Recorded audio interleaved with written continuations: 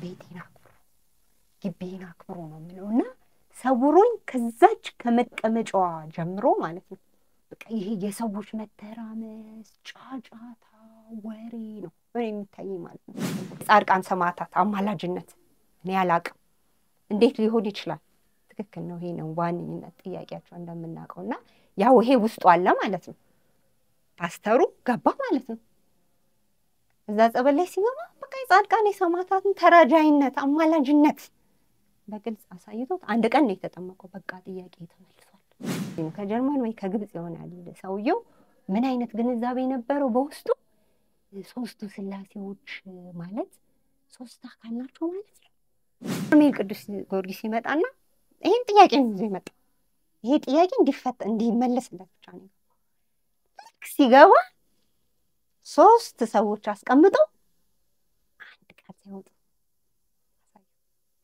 ራቦታም ብትሆኚ ቤትም ብትሆኚ ነው የሚሰውት አዎ በቃ ላቆም በቃ ሰውነት ያንተ ስታይኝ ያንተን ሰውነት ሳይ እንደዚህ ኖርማል ነው ያንቀጠቅጠኛል ሲጀምረኝ አውቀዋለሁ በቃ በሰውነቴና በረዶ ከላይ እስከታች በረዶ ነው የሚሆነው በሲኦል ከሆነ እባክህ ከሲኦል አውጣልኝ እናቴና አባቴ ብለው ወደ ገነት ነፍሳቸው የተወሰደበት መስቀል አልፋና ኦሜጋ እሱ እንደሆነ በቃ ሳይ ሁሉን አድራጊ ሁሉ ፈጣሪ እንደሚሆን ካሳይ የሰው ልጅ ፍቅር ከሌለው እንቅስቃሴያችን ከንቱ ነው ሌላ ደግሞ አልመስከ እጹብ ድንቅ የሆነ እኔ መናገር ያቅተኛል በቃ ስለሰማት ኦ ፍጡነ ረድኤት ሩፀተ ነፋስ አውሎ ለዘይጼዋ ከበተወክሎ ጊዮርጊስ ቅረብ ለምሕረት ወለተሳ በስመ አብ ወወልድ ወመንፈስ ቅዱስ አሐዱ አምላክ አሜን ክርስቶስ ተንሥአ እሙታን በአብይ ኃይል ስልጣን አሰሮ ለሰይጣን አጋዘው ለአዳም ሰላም እንዚሰ ኮነ ፍስሐ ሰላም ሰላም በሀገር ውስጥና ከሀገር ውጭ የምትገኙ ውድ ኦርቶዶክሳውያን እንደምን አላችሁ እንኳን ለጌታችን ለመድኃኒታችን ለኢየሱስ ክርስቶስ የትንሣኤ በዓል በሰላም አደረሳችሁ እንግዲህ ትንሣኤው ደስ በሚል ሁኔታ አክብረናል ትንሣኤውን በማሰብ ደግሞ እስከ በዓለ 50 ወይም ደግሞ ጌታችን መድኃኒታችን ኢየሱስ ክርስቶስ እስከሚያርግበት ጊዜና ሰዓት ድረስ በ40ኛው ቀን ካረገ በኋላ እንዲሁም እስከ 55 ቀን ድረስ ስለ ፋሲካ እየተነጋገርን ፋሲካን ትንሣኤን እያሰብን እነዚህን ዕለታቶችና ቀናቶች በዚህ ቋንቋ እየተመላለስንና እየተነጋገርን እንደ ቤተክርስቲያናችን አስተምህሮ ቆይታ እናደርግ ይሆናል ማለት ነው ዛሬም እንደተለመደው በበርሜል ቅዱስ ጊዮርጊስ ላይ ሄደው ከዳኑ ከተፈወሱ ወይም የጁን ታምራት የቃሉን ትምህርት ካዩ ከሰሙ ምእመናንና ምእመናት መካከል አንድ እህቴን በራሷ ፈቃደኝነት ደውላ ፕሮግራም ያዝልኝ ጠጠር ያለ ጉዳይ አለኝ ጠጠር ያለ ሐሳብ ይዤ መጣለሁ በዛ ጉዳይ ላይ እንወያያለን እንነጋገራለን ለህዝበ ክርስቲያኑ በቂና አስተማሪ የሆነ ፕሮግራም ይኖረናል እባክህን አላየ ብላስ ትደውልልኝ ሐሳቡን በስልክ ለመጠየቅ ሞክራለሁ መንገር የምትችለውን ያክል ነግራኛለኝ በፈቃደኝነት ፕሮግራም ይዤላት ዛሬ ስቱዲዮ መጥታለች እህታችን በርሜል ቅዱስ ጊዮርጊስ ላይ አንድ ጊዜ አይደለም ሄደች ሁለት ጊዜም አይደለም ሶስት ጊዜም አይደለም አራት ጊዜም አይደለም አምስት ጊዜም አይደለም ራሷ ባንደበቷ ትነግረናለች እንኳን ደህና መጣሽ እህቴ እንኳን ደህና ቆያችሁ እንኳን ለብርሃነ ትንሣኤው በሰላም አደረሰሽ እንኳን አብራ ደረሰን ስምሽን አስተዋቂን ከየት አካባቢ እንደመጣሽ ግለጭልን ወደ ፕሮግራሙ እንሄዳለን በቀጣይ እሺ አመሰግናለሁ በጣም ስሜ ቤተልሔም አበራ ይባላል እዚሁ የአዲስ አበባ ተወላጅ ነኝ እና ያው የሰማዕቱ ቅዱስ ጊዮርጊስ ቤተክርስቲያንን አወኩት ለመጀመሪያ ጊዜ በ2014 ጥቅምት ወር አካባቢ ነው ማለት ያው በዛ ጊዜ ብዙ ህዝብ ቦታውን አያውቀውም ነበር እና በዘመድኩን ሚዲያ ላይ በማየትና ከዛ በጣም የሰማዕቱ የቅዱስ ጊዮርጊስ ወዳጅ ነኝና እንዲሁ አለ አይደል አንዳንዴ አብልጠህ የምትወደው ሰማዕት ይኖርሃል እንዲሁና እኔ አጋጣሚ ሆኖ የሰማዕቱ የቅዱስ ጊዮርጊስ ወዳጅ ነበርኩና በጣም ሳየው ዘመድኩን ላይ ዘገባው ሳየው በጣም ተገረምኩ እንዴት ኢትዮጵያ ውስጥ እውነት ሰማዕቱ እንደዚህ ነገር አለ በሚል በቃ የተለያዩ ሚዲያዎችን ከዘመድኩም በኋላ መከታተል ጀመርኩ። እነ እስክንድርም ጋር የመጀመሪያ ጊዜው እስክንድር ማለት ያው ተፈውሶ የራሱን ዩቲዩብ የከፈተ ነው። ስለዚህ ስለ ሰማዕቱ ቅዱስ ጊዮርጊስ በርሜልና እሱን በማየት እና ሌሎች ሚዲያዎችንም በአንድ ቀን በቃ ሙሉ ቀን ዋልኩ ማለት ይቻላል። ይሄንን ነገር በቃ ክሮስ ቼክ ሳደርግ ማለት ነውና መጨረሻ ላይ ለባለቤቴም አማከርኩት። እሱም እንዲሁ የሰማዕቱ ወዳጅ ነውና የሁለት እና ባለትዳርና በዚህ አጋጣሚ ይቅርታ ባለትዳርና የሁለት ልጆች እናት ነኝና ለባለቤቴ ሳማክረው እሱም በጣም ተገረመ፣ ደስ አለው። በሶስተኛው ቀን ተነሳ ማለት ነው ወደ እንትን ባህር ዳር ጉዞ 2014 ጥቅምት ላይ እኔ በድጋሚ ነው ጥር ላይ ሄድኩት። ከመጀመሪያ ጥቅምት ላይ ተነሳን። ልጆቼ ትምህርት ቤት አስፈቅደው እኔም ስራ እንደዚህ ወጣችሁ አስፈቅደን ተነስተን ጉዞ አደረግን ማለት ነው ወደ ቦታውና በጉዞ ማህበር ነው ብቻችንን በኖርማል በቃ ኖርማሊ ነው እንዳልኩ ብድግ ብለን ነው በር ዘግተን ልጆቻችንን ይዘን ሄድ ነውና እዛ ቦታ ባህር ዳር ደረስን። በጣም ማረሳው ሆቴል አርፍዳ ሆቴል ይባላል። ስቲል ሲሄድ ማርፍበት ሆቴል ነውና በደንብ እንደዚህ የሚሄደውን ሰው ስለ ቦታው አንዳንድ ነገር ነገረን። ያው ከሰማው አንፃር እና ትንሽ በሱ ገዛ ጠዋትም እንደዚሁ ጥበቃዎች አሳፈሩን በኖርማል ባስ። ከዛ ያው እዛ ቦታ ደረስን ማለት ነው። ይገርማል። እዛ ቦታ ስንደርስ ከቀኑ 9 ሰዓት አካባቢ ነበር የደረስነውና ያው ቀናችንን ስለምንቆጥር ጊዜም ስለሌለና እዛ ቦታ ቶሎ ለመድረስ 9 ሰዓት ደረስንና የመጨረሻው ተጠማቂዎች ሆነ ማለት ነው። እኔም ልጆቼም ገባን ማለት ነው። በቀኑ በቀን ከቀኑ 9 ሰዓት ደረስን። ጠዋት ሌሊት ከባህር ዳር ተነስተን እዛ በርሜል በቃ 9 ሰዓት ጥምቀቱ አካባቢ ደረስን። ደለጎም ሳታድሩ ደለጎም ያኔ እንደዚህ የለም። በቃ ዳይሬክት ነው ቀጥታ 9 ሰዓት በቃ ጥምቀቱ ቦታ 9 ሰዓት ደርሰናል። መኪና ቦታው ድረስ ገባላችሁ ወይስ በባጃጅ ሄዳችሁ? አልገባለንም። በባጃጅ ከእንትኑ በኋላ ከወንዟ በኋላ በባጃጅ ነበር ይሄድነው። በባጃጅ ነው ይሄድነው እና ልክ 9 ሰዓት ሊያልቅ የመጨረሻው ተጠማቂዎች ገብተው ደረስን እና እንደውም የሰው ሁሉ ቁንጣ ነው አድርገን እኔም ሁላችንም የገባ ነውና በዛ ጊዜ ግን ብዙ ወረፋ ስለሌለ እስከ 9 ሰዓት ጥምቀቱ እንዴት ሊቆይ ይችላል? አላቅምና አጋጣሚ በጣም ይገርማል። ለካ 9 ሰዓት እዛ በቃ ቶሎ በሉ የመጨረሻው ጥምቀት ነው ቶሎ በሉ ተብሎ ገባን። እኛ ከሄድን በኋላ ነው በቃ ሰው እየበዛ ራሱ ሄደውና ልክ ገባን። በጣም እጹብ ድንቅና ለመግለጽ በጣም ከባድ እጅግ በጣም ከባድ የሆነ ቦታ እውነትም በዩቲዩብ ካየሁት በላይ በጣም ታምረኛ ቦታ ነው። የሚገርምህ እኔ ታስረው በቃ መጨረሻ ሊወጣ ነው ጸበሉ ቶሎ በይ ተብዬ ነው የሰው ቁንጣ አድርጌ መጨረሻ ዳር ላይ በቃ መውጫው ላይ ነው የተቀመጥኩት እኔና ሴት ልጄ ማለት ነው። ወንዱ ባለቤቴ በወንዶች ወንዱን ይዞ በወንዶች ጥምቀት ማለት ነው። ሴት ግን የመጨረሻው ስለሆነ ሴቷን ልጄን ይዤ ነበር የተቀመጥኩትና ወዲያው ይገርምሃል እንደሚታወቀው ያ ማጥንት መጣ። ከዛ በኋላ ያው ጸበሉ ሲወጣ የፈረስ ያው መጀመሪያ እንደሚታወቀው ማጥንቱ ከማጥንቱ በኋላ የፈረስ ኮቴ መጣ። ይሄ ግግጉ የሚለው የፈረስ ኮቴ መጣ።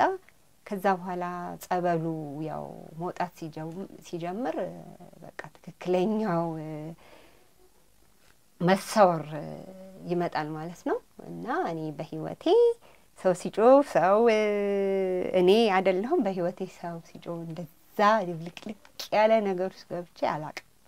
እና ሀፋፍ ሆኜ በደንብ አውቃለሁ። እስከ መጨረሻው የሚገርመው በደንብ ነው የማውቀው። ሀፋፍ በደንብ ነው የማውቀው። እዛ ውስጥ ያለውን ነገር በደንብ አንዳንድ ሰው ተጠንቆ ምን እንዳየው ወይ አላቅም። እኔ በስነ ስርዓት አውቃለሁ ሀፋፍ ማለት ነው። እና ስነቃ በቃ ወይኔ አልኩኝ። ድምጼ በጣም ተዘግቷል። ሳይኮሎጂ ወይኔ ልጄ ተጎዳች ብዬ በቃ ልጄ ነበር የማየው። ሰምታለች ማማዬ ምንም አልሰማሽ? ኧረ ማማ እኔ ምንም ነገር እየተጫወትኩ ነው ብላ በቃ በጸበሉ እሷ ትጫወት ነበር እና የመጀመሪያው ጊዜ ይሄን ይመስላል። ከዛ በኋላ 2014 በድጋሚ ከ2 ወር በኋላ ከ3 ወር በኋላ ጥር ላይ ሄድኩኝ። ምክንያቱም እንደሚታወቀው እዛ ቦታ በጣም በረሃና እሳት የሆነ ቦታ ስለሆነ ቦታው እንደዚህ ወቅቶችን የመረጥክ ነው መሄድ ያለብህና አይከብድም፣ እንደዛ በመጠኑ ይቀንሳልና ጥር ላይ ተነስቼ ደግሞ ሄድኩኝ ማለት ነው።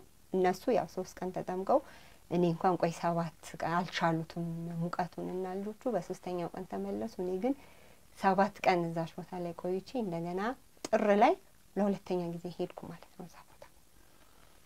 እዛ ቦታ ለሁለተኛ ጊዜ ጥር ላይ ሲሄድ መቼም ልብስ ለብሰን ስንሄድ ብዙዎቻችን ጤነኛ የተሟላልን ነገሮች የተሳኩልን የሚመስለን ብዙዎች አለንና እኔም የገጠመኝ በትልቁ የገጠመኝ ነገር ቢኖር ይሄ ነው እና በጣም ፈጣን ነኝ ለነገሮች በጣም ጎበዝ ምናምን እንደሚባሉት አይነት ነበርኩና ሰማዕቱ ቅዱስ ጊዮርጊስ ከሄድኩኝ ልክ በሁለተኛው ጉዞ ላይ ሲሄድ እንደምታውቀው ቦታው በጣም ከባድ ነው። በተለይ ለአዲስ አበባ ነዋሪ የአየሩ ጸባይ በጣም ከባድ ስለሆነ ብዙ አልቆይም።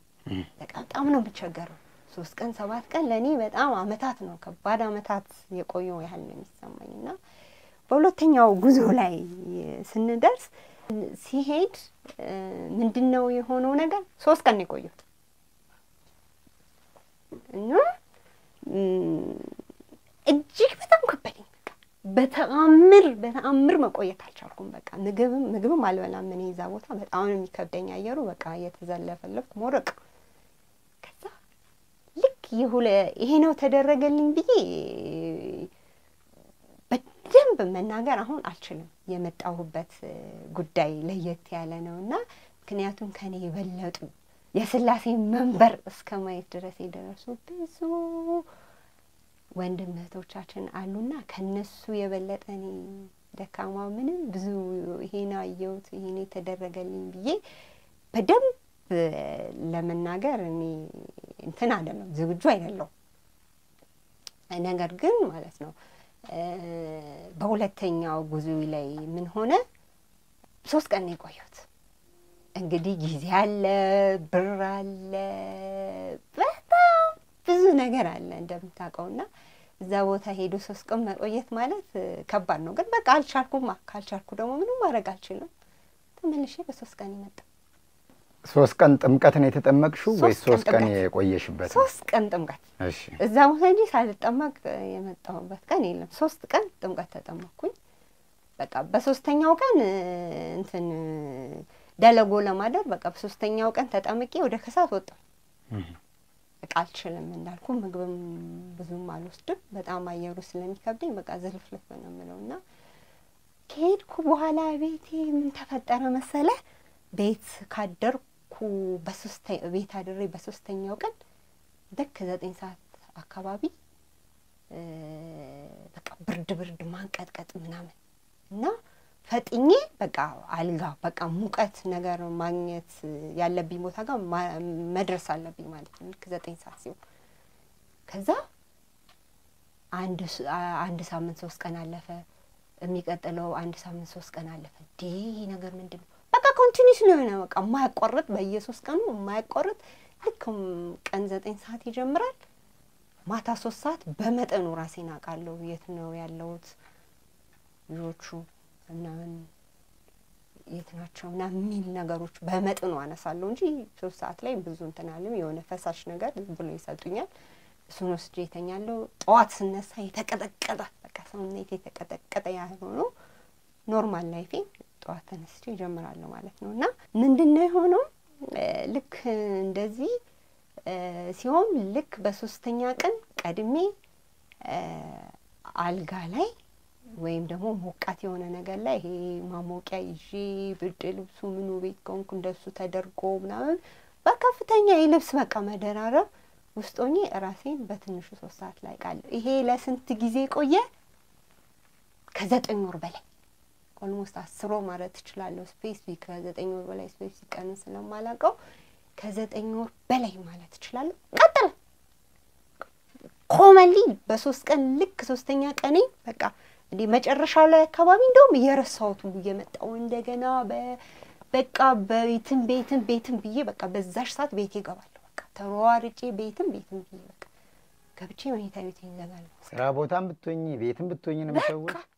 አዎ በቃ ላቆም በቃ ሰውነት ያንተ ስታይኝ ያንተን ሰውነት ሳይ እንደዚህ ኖርማል ነው ያንቀጠቅጠኛል። ሲጀምረኝ አውቀዋለሁ። በቃ በሰውነቴ እንዳለ በረዶ ከላይ እስከታች በረዶ ነው የሚሆነው። ያው ባለቤቴ ለሚለው ይሄ ነገር ሲጀምረኝ ያው ብዙ ማውራው ነገር እንዳለ ነው የተናገረው። እኔ እንኳን ምንም ማውቀው ነገር የለም። እሱ የተለያየ ነገር ትናገሪያለሽ ይላል። እኔ ግን ምንም አላውቅም። በቃ እንደውም አንዴ ምን ሆነ መሰለ ለ3ኛ ጊዜ ወደ ቅዱስ ጊዮርጊስ ሲሄድ መንገድ ላይ መንገድ ተዘግቷል ተባለ ባህር ዳር ላይ። ከዛ ወደ በቃ አልመለስም ቢያንስ አንዳንሳ ቅዱስ ጊዮርጊስ ገብቼ መንገድ እስከሚከፈት ትንሽ ጠብቃለሁ ብዬ ወደዛ ገባው ማለት ነው። የሚገርም ነገር አንዳንዴ ጊዜው ከመርዘሙ የተነሳ ያን ቀን ምዘነጋበት ቀን አለ። ይሄ 3ኛው ቀን ማለት ለካ ያቺ ቀን የ3ኛ ቀን ነበረች። እዛ አንዳንሳ ሄድኩ ጊዜ ከዛ ገብቼ በቃ ይሄ 8 ሰዓት ምናምን አካባቢ ላይ በቃ ይመጣል ይሄ ሰውነቴ ብርድ ማለት ነው። ልክ እንደሱ ሲጀምረኝ በጣም ደነገጥኩ።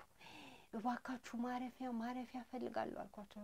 7 ሰዓት ምናምን የደረስኩት ወደ 8 ሰዓት ላይ ማረፊያ እንዴ ቆይ እንደዚህ አይደለም ታረጋጊ ያመኛል የሚያመኝ ሰዓት ነው እንዴ ደግሞ እንደዚህ እየተባለ ደግሞ ህመም ይታመማል እንዴ እየተነገረሽ ነው እንዴ ደግሞ ህመም ይታመሙ አይ በቃ እኔ ስለማቀው ነው በእናታችሁ እባካችሁ ቦታ ፈልጉልኝ እላለሁ ማለት ነው። ከዛ መጨረሻ ላይ ቦታ ተሰጠኝና ያው ጀምሮኛል 9 ሰዓት ሆኗል። በቃ ብዙ አይታወቀኝም። እዛ ላይ ግን እዛ ቦታ ላይ የቦታውን ቃል ኪዳን ስለነበረ እንትኑም አለ ፍርሃቱም አለ። ሰው ምን ይለኛል እንዴት ነው የሚሆነው የሚለው ጭንቀቱም ስላለ በቃ ሰው ሁሉ እኔን ነው የሚያየው ያንቀጠቅጠኛል። ልብስ ደርቡልኝ እላለሁ። ከዛ በቃ ተጨነቁ አዳራሽ ያሉ ሴቶች ተጨነቁ። በቃ ወባ ይዟት ነው ሆስፒታል ነው መሄድ ያለበት። ኧረ እባካችሁ እኔ ምንም አይደለም ተሞኝ መተኛት ብቻ ነው ፈልገው አልብሱኝ ይላል። በቃ ጨፍኝ። ከዛ እንደተለመደው ከሌሊቱ 3 ሰዓት አካባቢ ነቃሁኝ። ከዛ በኋላ እንደገና ጠዋት ላይ እንደተለመደው እንዳልኩ ኖርማል እንትን ተነስቼ ከነሱ ጋር ወደ ጸበል አብሬ ሄድኩኝና በጣም መግለጽ የምፈልገው ይሄንን ነው። በቃ ከ9 ወር በላይ በኢየሱስ ቀኑ ቤት ይሰውረኝ ነበር። ይሄንን ማረሳው አሁን ይሄ ተሰወርኩ ስትይ ከጸበሉ ጋር ተያያዥነት ያለው አስተዋወር ነው የምትሰወሪ? አዎ።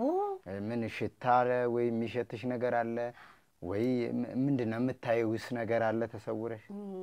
እኔ ምንድነው በመሰለ ያው መሰወር ስንል በቃ አታቅ ትርጉም ይመስላል ራስን መሳት ማለት በቃ እኔ አላቅ ቤቴ በእርግጥ የሚሸተኝ ነገር የለም።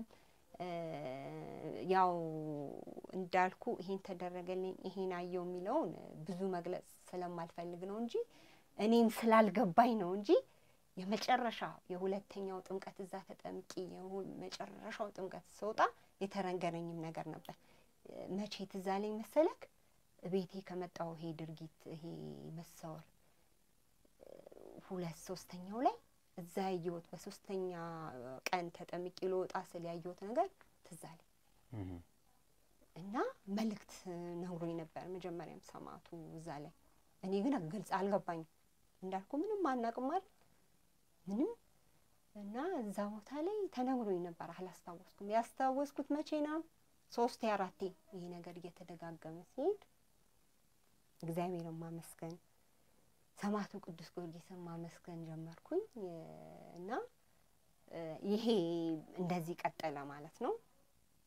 ከዛ ለ3ኛ ጊዜ ሄድኩኝ እንደዚሁ በ3ኛ ጊዜ ሲሄድ በቃ ይሄ ነገር አቆም። ልክ ጥምቀት ጀምሬ በ3ኛ ቀን ያ 3ኛ ቀን ጀምረኝ ነበርና አንተን ስለው ሳስበው አቆመ። ምን ሆነ ብዙ የወጣ ነገር ነበረ። ልክ የመጀመሪያውን ጥምቀት ገና ተጀመረ ማለት ነው። የወጣ ነገር ነበረ እና እኔ መናገር ያቅተኛል ብቻ አላቅምና በቃ እንደ አዲስ ሰው ሆንኩ ማለት ነው። በቃ እንትኑ ቆመ። በሶስተኛው ቀን የማየው ነገር በሶስተኛ ጥምቀት ሲሄድ ቀረ። ሌላ እንትን ውስጥ ገባሁ። ሌላ ደግሞ ዓለም ውስጥ ገባሁ። እጹብ ድንቅ የሆነ እኔ መናገር ያቅተኛል በቃ ስለሰማሁት ቅዱስ ጊዮርጊስ እጹብ ድንቅ የሆነ ቦታ ነው። ከዛ በሶስተኛው ግን ይሄ ተወኝ ሌላ ታሪክ ውስጥ ገባ ማለት ነው። በሶስተኛው ጊዜ 1 ወር ነው የቆየሁት። እሱም 2014 ዓመተ ምህረት ላይ ነው። 2014 ለምን መሰለ 2015 ላይ ሰው እየበዛ መጣ። ይሄ በ3 ቀን አንድ ጊዜ ጥምቀት ይሄን ሁሉ ሲሄድ በስነ ስርዓት ነው በሰልፍ የምንገባው። ይሄ ተራ ምናምን የሚባል ነገር የለም። ክረምት አካባቢ ላይ ነው ሄድኩት ለሶስተኛው ጉዞ ማለት ነውና እንደዚህ የሰው አለ ወረፋ በስነ ስርዓት ወረፋ አንጠብቀት ገባለህ እንጂ ይሄ አድረህ በ2 ቀን በ3 ቀን ሚለው የተጀመረው ልክ 2015 ላይ ከዛ እንዳልኩ እኔ ሶስተኛው ጉዞ ላይ 1 ወር ቆየሁ። በቃ ይሄ እንትን ተከታታይ ድራማ አይተህ ታውቃለህ? በቃ ማይልቅ ወይኔ ሰማዕቱ ቅዱስ ጊዮርጊስ እኔ አቅም ሰተኝ እኔ ያ ሁሉ ድካሜት በቃ ያ ሁሉ ድካም ጠፋ። ያ ሁሉ ያዝለፈልፈኝ ሁለተኛው ጊዜ ሲሄድ አንደኛ ጊዜ ሲሄድ ሞርቀው ይገባል በላም እንደዚህ የሚለው ነገር ሁሉ ጠፋ። ሶስተኛ ጊዜ ጠፋ። በቃ እንደዛ ሆነብኝ። ኮንቲኒዩስ ሆነ ፓርት 1 ፓርት 2 ያልኩ የምታየው ሆነ ማለት ነው። ከዛ መጨረሻ ላይ የሶስተኛ ጊዜ ላይ 1 ወር ከ20 ቀን ቆየሁ። 1 ወር ከ20 ቀን ቅዱስ ጊዮርጊስ ፍቃድ ሆኖ እዛ ቦታ ላይ 1 ወር ከ20 ቀን ቆየሁኝ። በቃ ተመልሼ መጣሁ ማለት ነው። ከ2015 ላይ እንደዚህ የተጓዥ መጠን ጨመረ። እናንተ ኤልሻዳይ ማህበር በተለይ ቀድመ እንትን ኤልሻዳይ ማህበር ሌሎቹም እንዲሁ መምጣትና ህዝብ በብዛት ወደዛ ቦታ ላይ መምጣት ጀመረ። ከዛ ምን ሆነ እኔ በዛ ጊዜ እንትን ማለት አልቻልኩም። ያው የእግዚአብሔር ፍቃድም ስላልሆነ ይመስለኛል 2015 በቃ ሙሉን አልቻልኩም በቃ እና የእግዚአብሔርን ፍቃድ ስላልሆነ ልክ 2015 ላይ ሐምሌ አካባቢ ይሄ እንትን ተከሰተ። ይሄ ሀተት ይመስለኛል አይደለም? 2015 ላይ ይሄ ሀተት እና ያው የእግዚአብሔር ቁጣ ነው መቼም ግልጽ ነውና 2015 ላይ ሐምሌ ላይ ተነሳ ማለት ነው። ተናደድኩ በቃ እንዴት ሰማዕቱ ያን ቦታ ያን ጽቡ የሆነ ነገር አሳይተኝ እንዴት በሚል በጣም አዘንኩኝ። ከዛ ምን ሆነ መሰለህ በሚዲያ ላይ ልክ ከ4 ወር በኋላ ጥቅምት ላይ ይመስለኛል ከጥቅምት 19 እስከ 26 ባለው አካባቢ ይከፈታል ተብሎ ተነገረው ማለት ነው። በርሜል ቅዱስ ጊዮርጊስ ይከፈታል ተብሎ ሚዲያ ላይ ሰማው ማለት ነው። እናንተ መሰል ሚዲያዎች ላይ ከዛ በጣም ደስ አለኝ።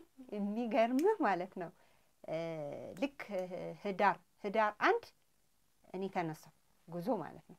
እንግዲህ ከ16 እስከ 19 እስከ ቤቶች ውስጥ ይከፈታል ነው የተባለው። ከዛ እኔ ልክ ህዳር 1 ጉዞ ጀመርኩ ማለት ነው። ልክ ጉዞ እዛ ስደርስ ባስ ውስጥ የነበርነው አንድ የአዲስ አበባ ልጅ እኔና እሷ እና ደግሞ ከጎጃም ደግሞ የመጡ 2 ወንድሞች እንደገና ደግሞ ከካናዳ የመጣ 1 ልጅ በቃ 6-7 ሰው ነው። ለመጀመሪያ ጊዜ ተከፈተ ሲባል እዛ ቦታ የደረስነው ማለት ነው። ከዛ ስንደርስ አልተከፈተም። ከዛ አስተዳዳሪውን አገኘናቸውና እኛ እንደዚህ ሚዲያ ላይ ሰምተን ነበር አባታችን ስንላቸው ጥሩ ሰዓት ነው የመጣችሁት አሉ። መቼም አባቶች ይሄ ማጽናኛ እንትናቸው በጣም የሚገርም ነውና እንዴ እንኳን ደህና መጣችሁ በጣም ደስ ብሎናል ይከፈታል ሰሞኑን እንኳን ደህና መጣችሁ ብለው ካጽናኑን በኋላ እና እኛ የደረስነው ሰኞ ቀን አካባቢ ነው። እስከ ሮብ በእርግጠኝነት ይከፈታል አሉ።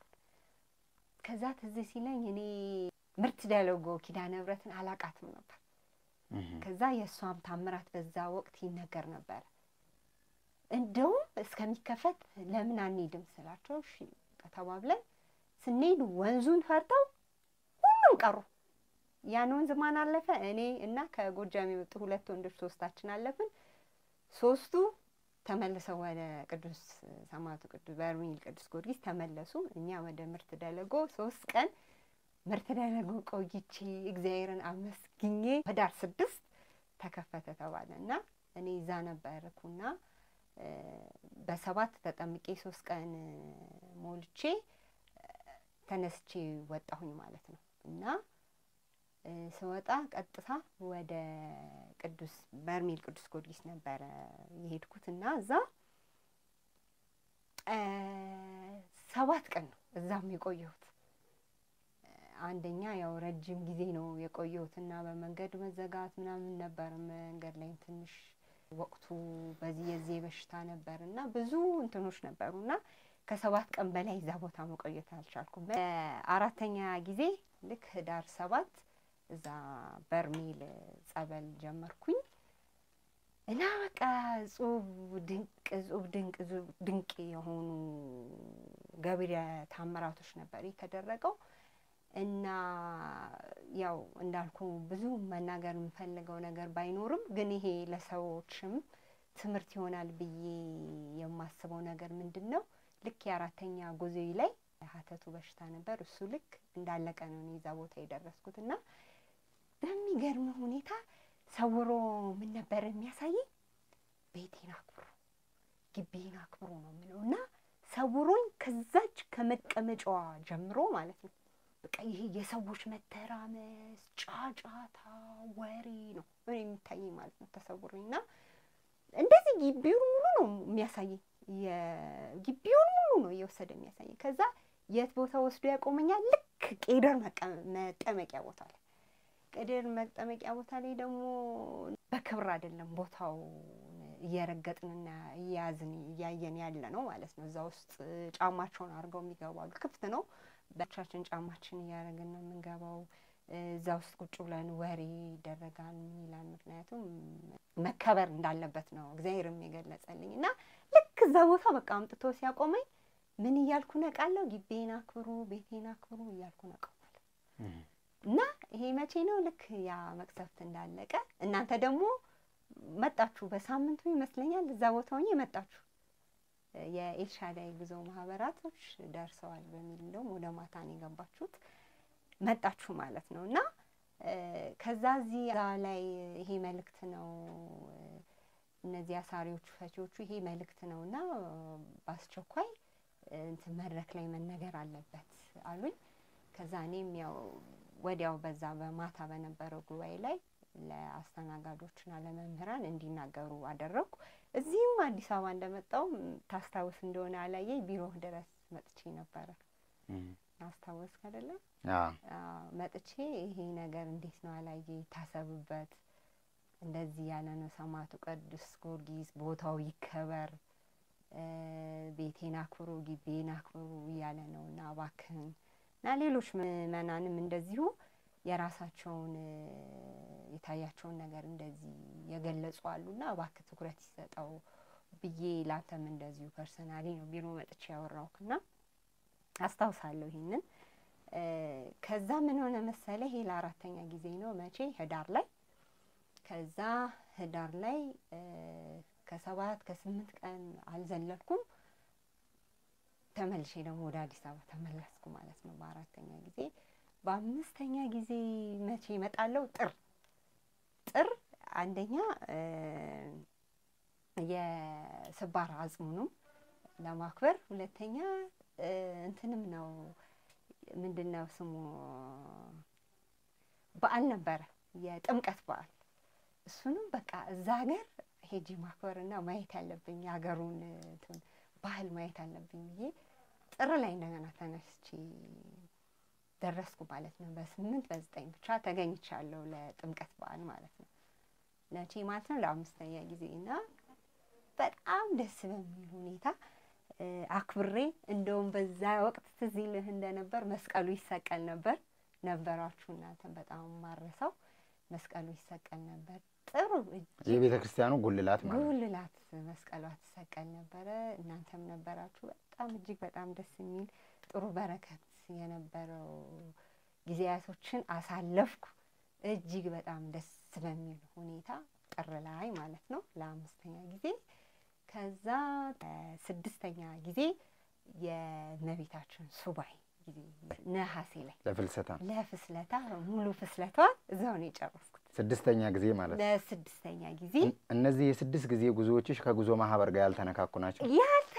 በግሌ ነው የሚሄደው። በቃ እኔ በተፈጥሮዬ እንዳልኩ እኔ እንደዚህ በዚህ ውጪ እንደዚህ ምናምን እንደዛ ብዙ እንትን አይደለሁም እና ብዙ እንትኖች በቃ በራሴ የምል ይሆን የለም የሆነ የራሴ የሆነ አመለካከት ያለ እንደዛ ነኝና ስወጣም እግዚአብሔር እንጂ ነው ከቤት እንቅፋት ሳይነካኝ ያደርሰኛል። እንቅፋት ሳይነካኝ ብዙ ቻሌንጆችን አይቼ መንገድ ሲከፈት እኛ አባትና ወደ በርሜል ልንመጣ ነበር ነው 3 ልጆችን ብቻ አንድ ባጃጅ መጣች። እሳቸውም ያገሩ ነዋሪ ስለነበሩ ባለባጃጁን ያውቁታል። እባክህ ብለው ለመኑት ነው ልጆቼ ብለው ይዘውን ወጡ።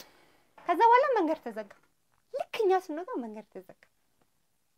ከዛ እግዚአብሔርን አመስግኜ ሙሉ ሱባኤን ክረምት ነው በጣም ከባድ ነበር። ክረምትን ያን ቦታ አላውቀውም ነበር።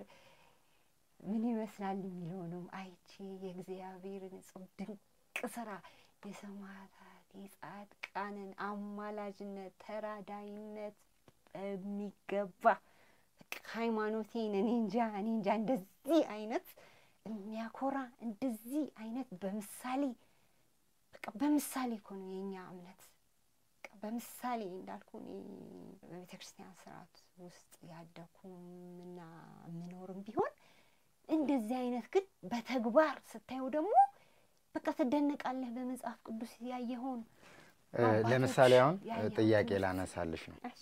ያው ጌታችን መድኃኒታችን ኢየሱስ ክርስቶስ የዓለም ሁሉ ፈጣሪ ነው እና የጌታችን የመድኃኒታችን የኢየሱስ ክርስቶስን አምላክነትና አዳኝነት ደግሞ ነቢያቶች እንደሚወለድ ተናገሩ። ሐዋርያቶች ደግሞ ከተወለደ ካደገ ከሞተ ከተሰቀለ ሞትን ድል አድርጎ ከተነሳ በኋላ ያለውን ነገር ለዓለም ሁሉ ቤዛ ለመሆን ራሱን አሳልፎ በመስቀል ላይ እንደሰጠና እንደተሰቀለ በራሱ ኃይልና ስልጣንም ደግሞ ሞትን ድል አድርጎ እንደተነሳ የዓለም መድኃኒት ኢየሱስ ክርስቶስ እንደሆነ በማስረዳትና በማስተማራቸው ነው ብዙ የማያምኑ ሰዎችን እያሳመኑ በአብና በወልድ በመንፈስ ቅዱስ ስም እያጠመቁ በታዘዙትና በተነገሩት መሰረት ደቀ መዛሙርት እንዲሆኑ ያደረጓቸው።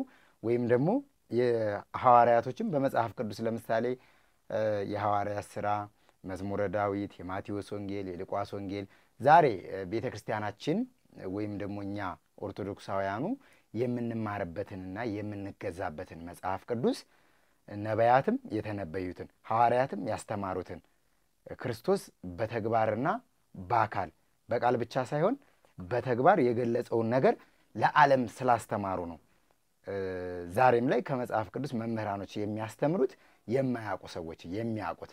እና አሁን አንቺ የተደረገልሽን ነገር ቦታው ላይ ላልሄዱ ሰዎች እጹብ ድንቅ ብለሽ ከምትዘጊው ይሄ የእግዚአብሔር ፈቃድና የእግዚአብሔር ሐሳብ ስለሆነ ምናልባት አንዳንድ ጊዜ ባንቺ ንግግር ባንቺ ሐሳብ ሌሎች ሰዎች ሊሰናከሉበት ይችላሉ ብለሽ የምታምኒውንና የምትጠራጠሪውን ነገር ባትገልጪው ሌሎች ሰዎች ግን ይጠቀሙበታል።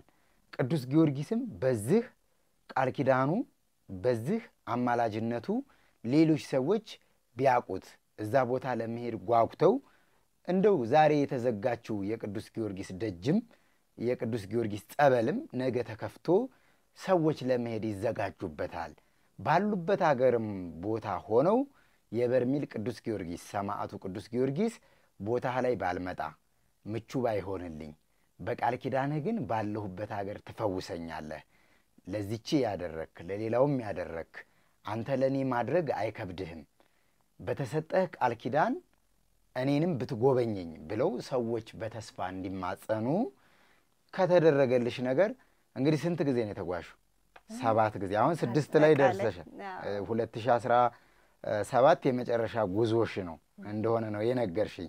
ለተመልካች ባትገልጪውም እስከ 5 እንደተጓዝሽ እኔ በመግቢያ ተናግሬዋለሁ።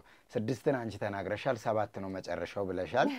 እስካሁን ድረስ እንደው ምልልስሽ ለአንቺ ብቻ የሚሆን ነገር ነው ወይ ለሰዎች አስተማሪ የሚሆን ነገር በዛሬ ሐሳብሽ ይዤ የመጣሁት ሌላ ጠጠር ያለ ሐሳብ አለ ብለሻል።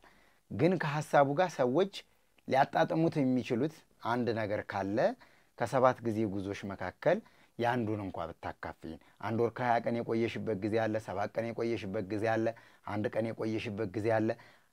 በትንሹም በትልቁም በርሜል ቅዱስ ጊዮርጊስ ላይ በክረምትም በበጋም በሞቃታማም በቅዝቃዜያማም ጊዜ ቆይተሻል። በርሜል ቅዱስ ጊዮርጊስ ላይ የሚጠመቁ ሰዎች በየቀኑ በርሜል ቅዱስ ጊዮርጊስን መለማመድና መግባባት አይቻልም። ሁሉ ጊዜ አዲስ ነገር ነው የሚታየው። እኔ ባለኝ ቦታው ላይ ባለኝ ልምድም ባየሁት ጥምቀትም በተደረገልኝም ነገር እንደገና ሌሎች ሰዎችም ደግሞ ሲመሰክሩም ከኛ ጋር ሲጓጓዙም የሚሉት ነገር ስለሆነ በርሜል ቅዱስ ጊዮርጊስን መለማመድ አይቻልም። ሁሉ ጊዜ ቦታው ያንቀጠቅጣል፣ ያስፈራል። ሁሉ ጊዜ ጸበሉ ሌላ ነው። ለተጠማቂ አወጣጡ በተመሳሳይ ሰዓት የሚወጣው በተመሳሳይ ሁኔታ ቢሆንም ሰዎች የሚያዩትና የሚሄዱበት ቦታ ይለያል። አመሰግናለሁ። ጥሩ እንግዲህ ያው ያንዱ ህይወት ላንዱ መማሪያ ነው እንዳልከውና እኔ በአጠቃላይ እንደ አዲስ ፈጥሮኛል ሰማዕቱ ቅዱስ ጊዮርጊስ በርሜል ቅዱስ ጊዮርጊስ እኔ እንደ አዲስ ፈጥሮኛል። ምንም ማለት አልችልም ከዚህ ውጭ እንደ አዲስ ፈጥሮኛል። ለምሳሌ አዲሱ ዛሬ ያለሽበት አዲስ ነገር ትናንት የነበርሽበት አሮጌነት እንዴት ነው? በፊት የነበርኩበት እንዳልኩ በተፈጥሮ በቃ በጣም ፈጣን ነኝ። ካለኔ አዋቂ የለም። በጣም አስቸጋሪ የምለው ባህሪዎቼ የነበሩ ካለኔ አዋቂ የለም። በጣም ፈጣን ነኝ። በጣም ለውሳኔ በጣም ፈጣን እና ይሄ እግዚአብሔር ይቅደም ብዬ ሰው ነገሮችን ማድረገው በእኔ እንደተደረገ በእኔ ፍጥነት በእኔ ማወቅ እንደተደረገ አድርጌ ነበረ ማስበው። ለካ ዓለምን ፈጣሪ አልፋና ኦሜጋ እያለ ሁሉን ፈጣሪ ሁሉን አዋቂ ሁሉን ቻይ እየነገርኩ ነው። በእንደዚህ ህይወት እየኖርኩ እንኳን ይሄ ነገር ለኔ ግልጽ አልነበር እና የበለጠ የእግዚአብሔር ጥልቅ ፍቅሩ እንዲኖረኝ ለሃይማኖቴ የበለጠ በቃ የሃይማኖቴ የበለጠ እንዲናት ሆይ ብዬ እንድኖር በቃ ጎንበስ ምንም ማላቅም ብዬ ጎንበስ ብዬ እንድኖር ነው በቃ ያ ቦታ ያደረገኝ እና ምንም በቃ ከዚህ በላይ ምንም ማለትም መግለጽም አትችልም። እንደ አዲስ ሰው እንደ አዲስ ተወልዶ እንደ አዲስ ሲፈጠር ይሄ እጹብ ድንቅ ነው። የትም ቦታ ያላየ ነው። ትድናለህ ወይ ጥያቄ ይመለሳል። አዎ ግን እንደ አዲስ መፈጠር እንደ ልጅ ሆኖ ድጋሚ መፈጠር ይሄ ነው በዋነኛነት ለኔ ተደርጓል የምለው እና ለ7ኛ ጊዜ ያው በተደጋጋሚ ሄድኩና ነገሮች አልመቻች ሲሉኝ በእናንተ በዚህ በኤልሻዳይ ማህበር ጉዞ ላይ ዋካላይ እንደው አሁን መሄድ እፈልጋለሁ ሰምቻለሁ ደግሞ እንትኑም ሊመረቅ እንደሆነ የቅዱስ ጊዮርጊስ የእንትኑ ሐውልቱ እንደሚመረቅ የተለያዩ ስራዎች እንደተጀመሩና እዛ እኔ በየቀኑ በርሜል ቅዱስ ጊዮርጊስ ሙሉ እንትኔ እዛ ነው በየቀኑ ማለት ነው። በየቀኑ እንትኔ ስጋዬ ነው እንጂ በእንትኔ እዛ ነው በቃ ነፍሴ እዛ ነው ሁሌ በየቀኑ ማለት ነው። እና ሁሌ ስከፍት ብታይኝ ሁሌ ስለ ሰማዕቱ ምን ተፈጠረ ምን ተሰራ አዲስ ነገር ምንድነው መደረግ አለበት የሚለውን ነገር ሁሌ በቃ ፎሎ አፕ በቃ ከዛ ይሄንን ነገር ሰማሁ ማለት ነው። አልተዘጋጀው ብር እጄ ላይ ደግሞ እንዴት ማድረግ መቅረት የለብኝም አልኩ። በቃ እንትናን ኤልሻዳይ ጉዞ አላየ ማን ነገር አለብኝ በቃ እባካላየ መቅረት የለብኝም ይሄንን ጉዞ አልኩ። ደውዬ እባክህ መቅረት የለብኝም ስፖንሰር ፈልግልኝ እባክህን አልኩ ማለት ነው። በእኔም ፍቃድ ሳይሆን በሰማዕቱ ቅዱስ ጊዮርጊስ ረዳትነት አንተንም በጎ ፍቃድህን አሟልተህ በዚህ አጋጣሚ ይህን እድል ስለሰጠኝ እጅግ በጣም አድርጌ ነው የማመሰግነው። ምክንያቱም የሰባተኛው ጉዞ ከቤት ስንነሳ ምን እንዳልኩ ታውቃለህ? ሰማዕቱ ቅዱስ ጊዮርጊስ አንተ መከራን 7 ጊዜ ነው የተቀበሉ። ስለዚህ በቃ የሆነ ነገር እፈልጋለሁ በውስጤ። ያው ሰውን አይደል ሰው ውስጥ የተለያዩ ጥያቄዎች አሉ እንዲፈታልን የምፈልገው ብዙ ጥያቄዎች አሉና በቃ መልስ የማገኝበት ታላቅ ጉዞ እንደሚሆን ሰማዕቱ ተከተለኝ በቃ ጥያቄ መልስልኝ ብዬ ነበር የሄድኩት። በቃ ለየት ከስድስቱም ጉዞዎች ሰባተኛው ጉዞ እጅግ በጣም እንዳልኩም ያ እንትኔ ሁሉ አደብ ገዝቻለሁ። እነዛ ነገሮች ሁሉ ታምሬያለሁ። አደብ በሚገባ ገዝቻለሁ። አሳየኝ የዚህ ዓለም ፈጣሪ አድራጊ ፈጣሪ ሁሉን ቻይ አልፋና ኦሜጋ የሆነ ሁሉን ስለገለጸልኝ በሰባተኛው ጉዞዬ ላይ በቃ ሰማዕቱ እነዚህ ነገር እንደምትመልስልኝ ነው ብዬ ሄድኩኝ በሙሉ ተስፋ። ያው ለ5 ቀን ነው የተጠመቅነው። የሚገርምህ የመጀመሪያውን ጥምቀት እኔ ንጹህ ስላልነበርኩ አልገባሁም። የሚቀጥሉትን እንትኖች ነው የገባሁት ጥምቀቶችን እና የመጨረሻው ጉዞ ምን እንደነበር ታውቃለህ? እግዚአብሔር መቼም የእሱን ንጹህ ድንቅ ስራ ስናነሳ በጣም ይገርማል። በቃ ስለዛ ቦታ መናገር እጅግ በጣም ይከብዳል። በቃ አንገት ነው የሚያስደፋውና በቃ የሰው ልጅ ፍቅር ከሌለው እንቅስቃሴያችን ከንቱ ነው። በቃ የሰው ልጅ ፍቅር ሊኖረው ይገባል። ጠላቶቻችሁን ውደዱ አይደል? በቃ ትልቅ ትምህርት ደግሞ በቃ እንደምታውቀው በርሜል ቅዱስ ጊዮርጊስ ትልቅ ትምህርት ቤት ነው። የህይወት ትምህርት ቤት ነው እና ፍቅር ከሌለን ከንቱ በቃ ከንቶች እንደሆነን ትልቅ ትምህርት ያገኘውበት ጉዞ ነበርና ይሄንን ስልህ ለኔ በጣም ብዙ ትርጉም ነው የሰጠው። ለህይወቴ የጠየቅኩትን ጥያቄ ነው በቃ ይመለሳል። ከቤቴ ሲወጣ የጠየቅኩትን ጥያቄ ነው ይመለሳል። እና ይሄ ነው ለሰባተኛ ጊዜ በእናንተ ጉዞ ጥር ላይ ነው መሰለኝ ጥር 15 ይመስለኛል አይደለም? ጥር 15 የሰባራ አጽሙ ጊዜ እዛ ነበር እና ጥር 15 ይመስለኛል ጉዞ የተካሄደውና ለመጀመሪያ ጊዜ ያው 1 5 6 ቀን ተጠምቀን በሰላም መተናል። መልካም። እሺ መጽሐፍ ቅዱስ ወደ እግዚአብሔር ቤት እንሄድ ባሉ ጊዜ ደስ አለኝ ይላል በአምላክ ቅዱስ ዳዊት መዝሙር 121 ቁጥር 1 ላይና ወደ እግዚአብሔር ቤት ለምን ሄድሽ ላለ ማለት ነው። ግን በርሜል ቅዱስ ጊዮርጊስ 7 ጊዜ እንዴት ሄድሽ ማለት 7 ጊዜ ሄድሽበት ምክንያት ምንድነው? ምን የተለየ ነገር ኖሮ ነው? አልፈታ ያለ ነገር ወይስ ደግሞ እስቲ ይሄን ብቻ ግልጽ ብታረጊ። በቤተ ክርስቲያን ለምን ሄድሽ ተብሎ አይጠየቅም። እውነት ነው። ምክንያቱም በመግቢያ ላይ ስለነገርኩሽ። ግን 7 ጊዜ በርሜል ቅዱስ ጊዮርጊስ አገሩ ረጅም ነው፣ ሙቀት ነው፣ ገንዘቡ ከፍተኛ የሆነ ወጪ ኢኮኖሚካሊ ያስፈልጋል። እንደገና ደግሞ የሥራ የጊዜ ማመቻቸት የሄድሽባቸው ነገሮች ደግሞ በተከታታይ 3ቱም ዓመት ያው አገሪቷ ወይም ክልሉ እንዳጠቃላይ ወቅታዊና ነባራዊ ሁኔታው ይታወቃል። የቤተሰብ ኃላፊነት አለብሽ፣ የልጆች እናት ነሽ። ግን 7 ጊዜ የተመላለሽበት ምክንያት ምንድነው? የተለየ ነገር ካለው? መልካም እንግዲህ እኔ እዛ ቦታ ለ7ኛ ጊዜ እውነት ነው ተመላልሻለሁ። ምክንያቱ ምን ነበር? እዚህ ምድር ላይ ስትኖር የተለያዩ ጥያቄዎች ይኖራል። ሊፈቱ ያልቻሉ በሰው ሊፈታ የማይችል በእግዚአብሔር ዘንድ ብቻ ሊፈታ የሚችል ጥያቄዎች ይኖራል። የኔን ጥያቄ ደግሞ የፈታልኝ ያ ቦታ በቃ አንዴ አየሁት፣ ሁለተኛ አየሁት፣ ጥያቄን በቃ ጀመረልኝ። ምን ማድረግ አለብኝ? በቃ እንትን ነው የሚሆንብህ የሆነ ፊልም አይተህ የሆነ ሰስፔንስ የሆነ ነገር በቃ ተንጠልጥሎ የሚቀር በቃ ቀን ከሌሊት አልኩ እኮ ቀን ከሌሊት እዛ ነው በቃ እንትን በቃ አላለቀማ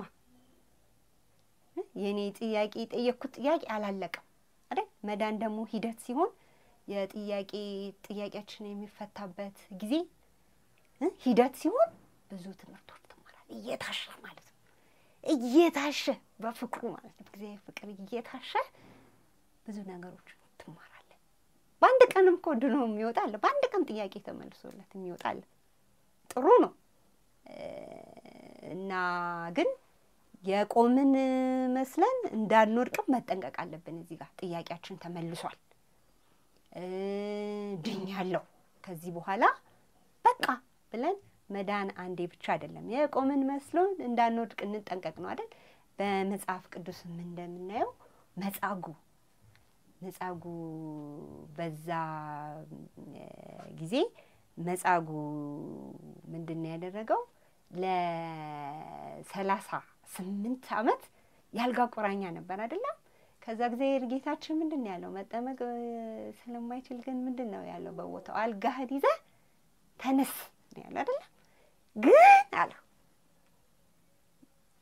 ሌላ ጥፋት እንዳታጠፋ ተጠንቀቅ ብሎታል 38 ዓመት አልጋ ላይ ወገን ዘመድ ሳይኖረው 38 ዓመት የኖረ መጻጉን እንኳን አድኖት በእለተ ዓርብ በጥፊ ነው አይደል ጌታችንን የመታው ስለዚህ እኛም መዳን ሂደት ነው መዳን በአንድ ቀንም ሊሆን ይችላል ይሄ እግዚአብሔር ያውቃል የሰውን የልብ ጽናታችንን ያውቃል ጽናት የሌለውን ያውቃል እንዴት መዳን እንዳለብን እግዚአብሔር ያውቃል አንድ አባት ምን አሉ መሰለ ሲመክሩ ልጆች አሉ ሰይጣንና ክፉ ሰው ርቆ አይርቅምና አሁን ዳናችሁ ማለት ነገ አትታመሙ እውነተኛ የእግዚአብሔር ፍቅር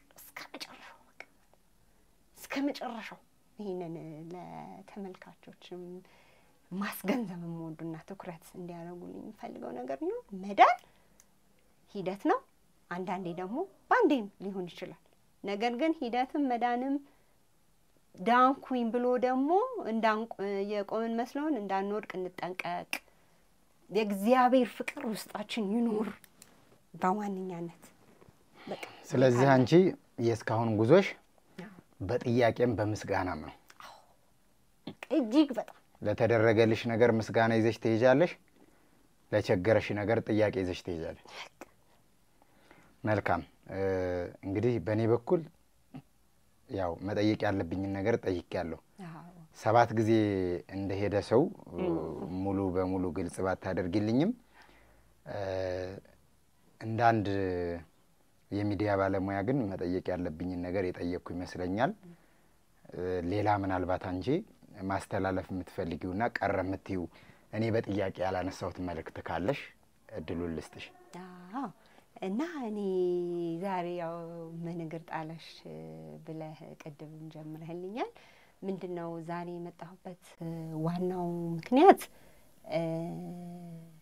ለዛ ቦታ የእግዚአብሔር ፍቃድ ምንድነው ለዛ ቦታ የእግዚአብሔር ፍቃድ ምንድነው የሚለውን ነጥብ ይዤ እንደው ካንተ ጋር ለመወያየት ነው የመጣሁትና በዛ በቅዱስ ጊዮርጊስ በርሜል ላይ የእግዚአብሔር ፍቃድ ምንድነው የሚለውን ከመመለሳችን በፊት ለብዙ ሰዎች ጥያቄ ፈጠረባቸዋል ያ ቦታ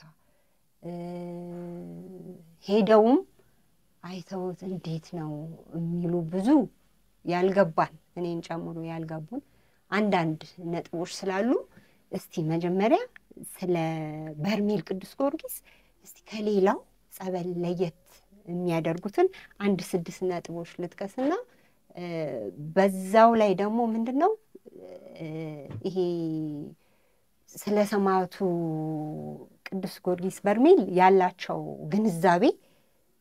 ግንዛቤ የሌላቸውን ትንሽ ለማምጣት እኔ ምንም አቅም ኖሮኝ ሳይሆን እንደው ባለችኝ ትንሽ አቅም በትንሹ ለመግለጽ እሞክራለሁ መጀመሪያ ማለት ነው አንደኛ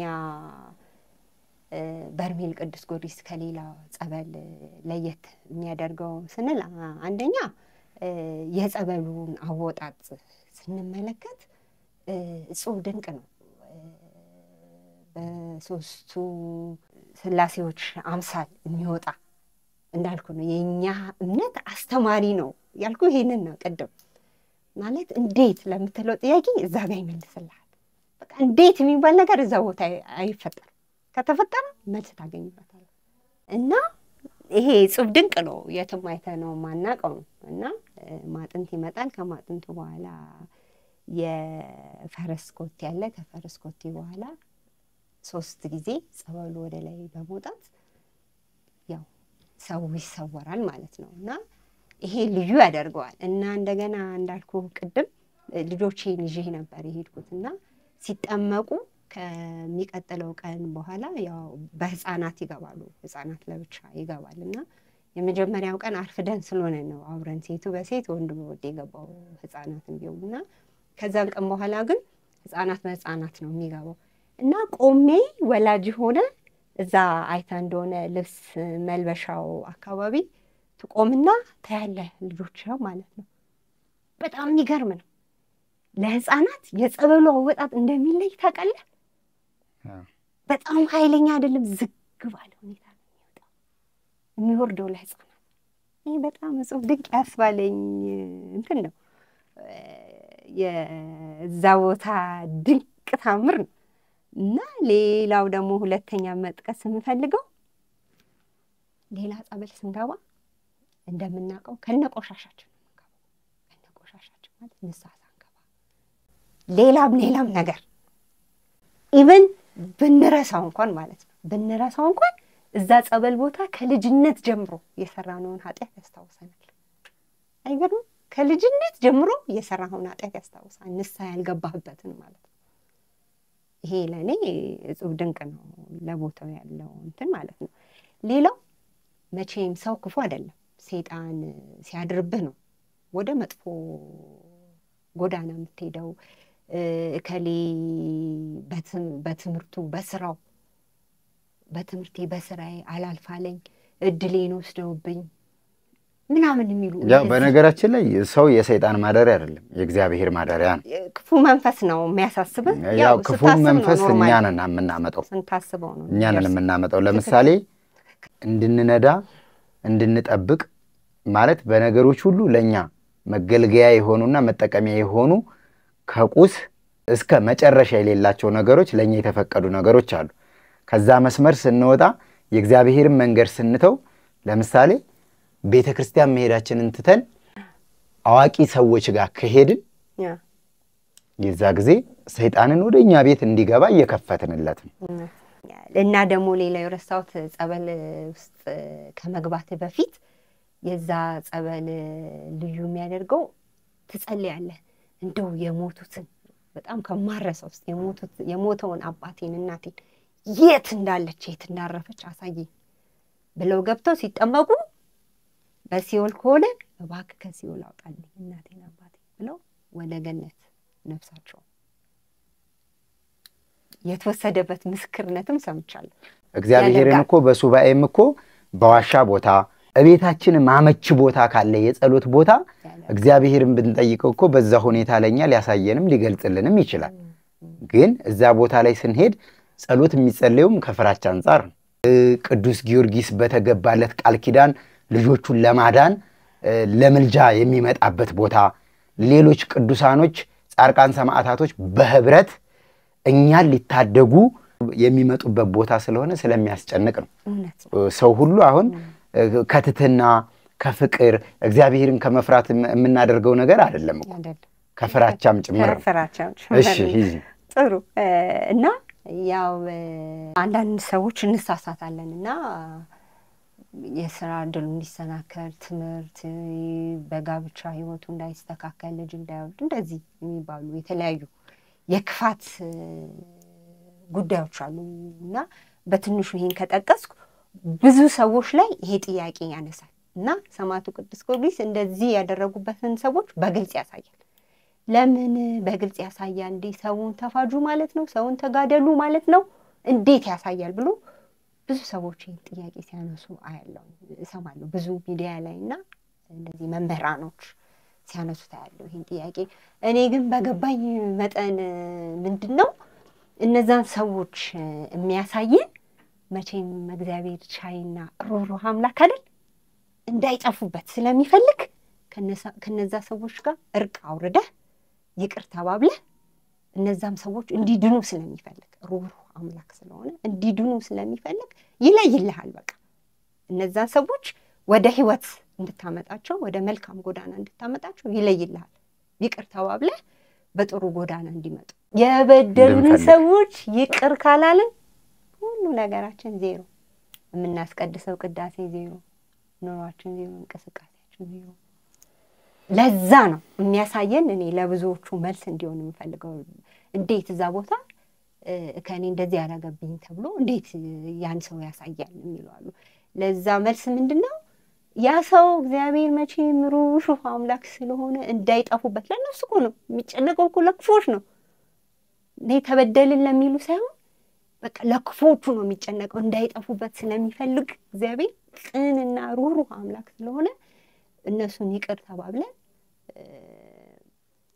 በእግዚአብሔር ጎዳና በእግዚአብሔር ህይወት ውስጥ እንዲያልፉ ስለሚፈልግ ብቻ በቃ እግዚአብሔር ያንን ሰው የሚገልጽልን እዛ ቦታ ላይ የሚያሳየን ማለት ነው ሊገር ያነሳውት እዚህ ቦታ ሄደን ስንት የዘጉ አባቶች የማያዩትን ይሄን አየን ይያሉ ለምንድነው የሚናገሩት ለሚሉ መልስ እንዲሆናቸው እኮ አሁን አንቺ ቦታው ላይ ካየሻቸው ነገሮች አንፃር እንደዛ አይነት ነገር አይታይም ባይነሽ ይታያል ነው ወይስ ደግሞ አንቺም እስካሁን መናገር ያልፈለግሽው ስላላየሽ ነው ወይስ ሰው አያምነኝም ብለሽ እውነት ነው ይታያል ነው ማለት ነው እውነት ነው እንዴት ይሄን አይታችኋል እንዴት አየን ትላላችሁ ለሚሉት እኔ ግን እውነት ነው እናያለን ነው እኛ አቅም የለንም እግዚአብሔር በምሳሌና በአንጻራዊ ሁኔታ ይገልጽልናል ያንን ማለት ነውና ይሄንን አየን ምናምን ለሚሉት እውነት ነው እኔ የምለው ምክንያቱም አባቶች ለዘመናት ዘግተው የጸልዩ እንኳን ይሄን አያዩም የሚሉ ብዙ ክርክር አንስቶ ነበር ታስታውስ እንደሆነ በአንድ ሚዲያ በተለያየ ሚዲያ ለነሱ መልስ ይሆናል ብዬ ነው የማስበው ምክንያቱም እግዚአብሔር በአንጻራዊና በምሳሌ ነው በቃዛ ቦታ ላይ ነገሮችን የሚገልጸው ምክንያቱም እንደምታውቀው የጥበብ ችግር ስለሌለበት ማለት ነው ጌታችን ክብር ይግባውና ሌላ ነጥብ ያስኩት ደግሞ ገነትና ሲኦልን ያሳያል ሰው ማለት ነው ገነትና ሲኦልን ሲያሳየን በዚህ ሁኔታ በዚህ በጥሩ በመልካም ስራ ከቀጠልክ ገነት ነው የሚጠብቅ ወይ ደግሞ አበበዚህ ተበላሸ ኑሮ ውስጥ የኖረ እዛ ቦታ ላይ ሄዶ ሲኦልን ካሳየው ቀጥታ ሲኦል ይገባል ማለት አይደለም ተጠቀቁ ነው በቃ ምንድነው የሚል እግዚአብሔር ተዘጋጅታችሁ ጠብቁ ነው አይደል ለሊቲውን ቀን አይታወቅምና ተዘጋጅታችሁ ጠብቁ እግዚአብሔር አምላክ እቺን ቦታ ሲገልጽልን ገነትና ሲኦልን ገነትና ሲኦልን ማቀው በመጽሐፍ ቅዱስ ነው እዛ ግን ብዙ እንትኖችን ተሰማለህ የተደረገላቸው እንደዚህ ሲናገሩ ትደነግጣለህ ለካ እንደዚህ ነው ትላለህ ግን አንድ ጥያቄ ላንሳብሽ እዚህ ላይ በሰባት ጊዜ ጉዞሽ አሁንም በንግግራችን መካከል የብዙዎችን የተደረገላቸው ነገር እና የሰማሽውን ነገር እየነገርሽ ነው ለኔ አንቺ ግን በዚህ ሁሉ ምልልስሽ ውስጥ እንደዚህ አይነት ነገር አይተሻል አላየሽም ወይ ደግሞ ይሄ ጥያቄ አንቺ ውስጥ አልነበረም ወይ ካየሽ እሺ ፍላጎት አልነበረሽም ወይ ጥያቄ አላቀረብሽም ወይ እኔ ጥያቄ አላቀረብኩም በቃ በትንሹ እንደሚችል አሳየኛ በቃ አልፋና ኦሜጋ እሱ እንደሆነ በቃ አሳየኝ ሁሉን አድራጊ ሁሉን ፈጣሪ እንደሚሆን ካሳየኝ እኔ ለምንድን ነው እንደዚህ አይነት ጥያቄ የምጠይቅ በቃ ሁሉን ቻይ ሁሉን አድራጊ አልፋና ኦሜጋ እኔ ነኝ ካለ ለምንድን ነው የምጠይቀው እንደዚህ አይነት ጥያቄዎች ለምን አነሳለሁ ስለዚህ እንዳትጠይቂ ያደረገሽ አንድ ነገር አለ ማለት ነው በቃ ጥያቄ በቃ ያላሰብኩትን ነው አልኩ በቃ እንደ አዲስ ፈጥሮኛል እሺ ቀላል አይደለም እንደ አዲስ አብሎ መፈጠር ቀላል አይደለምና ገነት ከገባ በኋላ እድሜ ልክ እግዚአብሔርን ሳትለፋ ሳትጥር ሳትደክም እያመሰገንክ መኖር እንዳለ በገነት ውስጥ ይገልጽልሃል በሲኦል ውስጥ ደግሞ እድሜ ልክ ስትቃጠል ያሳያል ከዛ ከሞት በኋላ ህይወት የለም ለሚሉ ለመናፍቃን ለተለያዩ እምነት ተከታዮች ጥሩ መልስ ነው ብዬ አስባለሁ። ሄደውም ደግሞ በቦታ አይተውታል። እሱን የምንመለከት ይሆናል ከታች ባለው እንትን ላይ። እንደገና ደግሞ በጣም ስድስተኛው ነጥብ የሚገርም ነው። ለዓለም መዳኛ ነው። ለዓለም መዳኛ ብቻ ሳይሆን ለዓለም የሰው ልጅ ለተባለ ማለት ነው። ይሄ ሙስሊም ነው፣ ይሄ ክርስቲያን ነው አይደለም። ለዓለም የሰው ልጅ መዳኛ ቦታ ነው። እንዴት በይኝ እንዴት ክርስቲያን ሳይሆን እዛ ቦታ ልትለኝ ትችላለህ? ምንድን ነው እዛ ቦታ በዓይኔ ያየሁት? ሙስሊሞች አሉ፣ እነዚህ መናፍቃን፣ ፓስተር አይቻለሁ። ፓስተር የመጣለ እዛ ቦታ ማለት የጻድቃን ሰማዕታት አማላጅነት እኔ አላቅም። እንዴት ሊሆን ይችላል? ትክክል ነው። ይሄ ነው ዋነኝነት ጥያቄያቸው እንደምናውቀው እና ያው ይሄ ውስጡ አለ ማለት ነው። ፓስተሩ ገባ ማለት ነው። እዛ ጸበል ላይ ሲገባ በቃ የጻድቃን የሰማዕታትን ተራዳይነት አማላጅነት በግልጽ አሳይቶት አንድ ቀን ነው የተጠመቀው። በቃ ጥያቄ ተመልሷል ብሎ ነው የወጣው። ሌላው ደግሞ በጣም ማስታወሰው ማለት ነው ግብጽ ይሁን ከጀርመን አረሳውት ከእንደዚህ ነው ከጀርመን ወይ ከግብጽ ይሆናል ሰውየው ምን አይነት ግንዛቤ ነበረው በውስጡ? ሶስቱ ስላሴዎች ማለት ሶስት አካል ናቸው ማለት ነው። እንደው ይሄ ነገር አንዳንድ ፍልስፍና በፍልስፍና የምንመራ አለን አንዳንድ ሰዎች ማለት ነው። ቤተክርስቲያን ያዘጋጀችልን ስርዓትን ተከትለን ይሄ በመጽሐፍ ቅዱስ ምስክርነት ሳይሆን በራሳችን በእነዚህ በአይምሯችን ብዙ እንትን ያለ አለና ኮንፊውዥን ውስጥ ይገባልና ይሄ ሰውዬ ምንድነው እዛ ያለ እንዴት በቃ በህይወቱ እንትን ይለው ነበር። ከዛ በርሜል ቅዱስ ጊዮርጊስ ይመጣና ይሄን ጥያቄ ይዞ ይመጣ። ይሄ ጥያቄ እንዲመለስለት ብቻ ነው። ልክ ሲገባ ሶስት ሰዎች አስቀምጠው አንድ ቃል ሳይወጡ አሳዩ። ይሄን ሰውዬ በቃ አትደግምም፣ ሁለተኛ ሶስተኛ ጥምቀት አልፈልግም፣ በቃ ጥያቄ ተመልሷል ብሎ የሄደበት አጋጣሚ አለ እና ይሄ ቦታ የዓለም የሰው ዘር ሙሉ ጥያቄ የሚፈታበት ቦታ ነው። ሰውየው ወደ በርሜል ቅዱስ ጊዮርጊስ ይህን ጥያቄ ይዞ ከመምጣቱ በፊት የሥላሴን አንድነትና ሶስትነት የሚያስተምረው ሰው አጥቶ ነው ወይስ በመጽሐፍ የተጻፈውን አላምን ብሎ ነው? ያው እንዳልኩ ነው። እናውቃለን እኮ በአንድም በሌላም እኮ የማወቅ እንትናችን እኮ በጣም ግልጽ እኮ ግን በቃ አጉል ፍልስፍና ውስጥ አይጣልብህና አንዳንዴ አጉል ፍልስፍና ውስጥ እኛም እኮ እንገባለን። እግዚአብሔር አምላክ ይገስጽልንና ያለውን ነገር አንዳንድ እንደዚህ ሊሆን ይችላል የምትለው ነገር እኮ አለና ይሄም ሰው በቃ ባይምሮ በጣም ይመላለስ ክርስቲያን ነው እና ይሄ ጥያቄ ይመላለስ እና ይችን 6 ነጥብ ለኔ ያው አንተም ከበደ ማስቴርም ማንም የተለያየ ያን ቦታ የሚገልጹበት የራሳቸው እንትን አለ እንደገባቸው መጠን የሚገልጹታል። እኔ ደግሞ እንደገባኝ መጠን እነዚህ በ6 ነጥቦች ያ ቦታ ይለይብኛል ብዬ አስባለሁ። እና ስለዚህ ይሄ የዛሬ ጠጠር ያለ ሐሳብሽ ነው? ወደ ፖይንቱ ልመጣለን። አሁን ወደ ፖይንቱ ስመጣ እና ይሄ ቦታ የዓለም መዳኛ ነገ እኮ እንደ ኤርፖርት እኮ ይሰራል እያለን እኮ እየጠበቅን እኮ ነው አይደል? ኤርፖርት ኦልሬዲ ፕሮሰስ ላይ መሰሉኝ እንትና ባለፈው ሀውልቱ ምናምን የሰራው ኢንተርቪው ላይ ነው መሰለኝ የሰማሁት። እና ኤርፖርት እዛ ቦታ ላይ ሁሉ እንደሚቋቋም ሁሉ ሀሳብ አለ። የዓለም መዳኛ ሆኗል እያለን ነው የምናስበው። እና ይሄ የዓለም መዳኛ የሆነ ቦታ ወደፊት ትንሽ ሰሞኑንም ከዚህ እንዳልኩ ከ2 ዓመታት በፊትም የተነሱ ትንሽ ገሰጽ ማረጊያ ወረርሽኞች ነበሩና እውነት የዛሬ ነጥቤ ላይ ስነሳ እውነት እግዚአብሔር አምላክ ለዛ ቦታ ያለው ፍቃድ ምንድነው? የእግዚአብሔር ፍቃድ በበርሜል ቅዱስ ጊዮርጊስ ቦታ ላይ ምንድነው? ያው የእግዚአብሔር ፍቃድ ለበርሜል ቅዱስ ጊዮርጊስ ብቻ ሳይሆን እንደ አጠቃላይ የእግዚአብሔር ፍቃድ እግዚአብሔር መልካም ነው። የእግዚአብሔር ፍቃድ እንደ ሕጉና እንደ ሐሳቡ እንደ ትእዛዙ ለሚጓዙ ሰዎች ሁሉ እግዚአብሔር ከሁሉ ጋር ነው። የእግዚአብሔር ፍቃድማ ያው እግዚአብሔር እንግዲህ ሩሩ ቸር መሐሪ ፍቅር የሆነ አምላክ ስለሆነ በፍቅር እንድንኖር ነው ዓላማው ሐሳቡ ወደዛ ቦታ ስንወርድ ደግሞ የእግዚአብሔር ፍቃድ ያንን ቦታ ሰው ሁሉ እንዲድንበት የድነት ቦታ ይሄን ይመስለኛል እንግዲህ እኔ ማቀው በገባኝ ልክ ማለት ነው ስለዚህ አንቺ ጥያቄ ደግሞ ከምን አንፃር ነው ያው እኔ ይሄንን ጥያቄ አይምሮ የጫረበት ይገርምሃል በዚህ አጋጣሚ የእግዚአብሔር ፍቃድ እውነት ለዛ ቦታ ምንድነው እውነት እዛ ቦታ ላይ የእግዚአብሔር ፍቃድ ምንድነው የሚለው ነበር አይምሮ የመጣው እና ምንድነው የእግዚአብሔር ፍቃድ ምንድነው ስንል እግዚአብሔር ንጽህናን ይፈልጋል እውነት ነው ንጽህናን ይፈልጋል ንጽህናን ስንል በምን አይነት መንገድ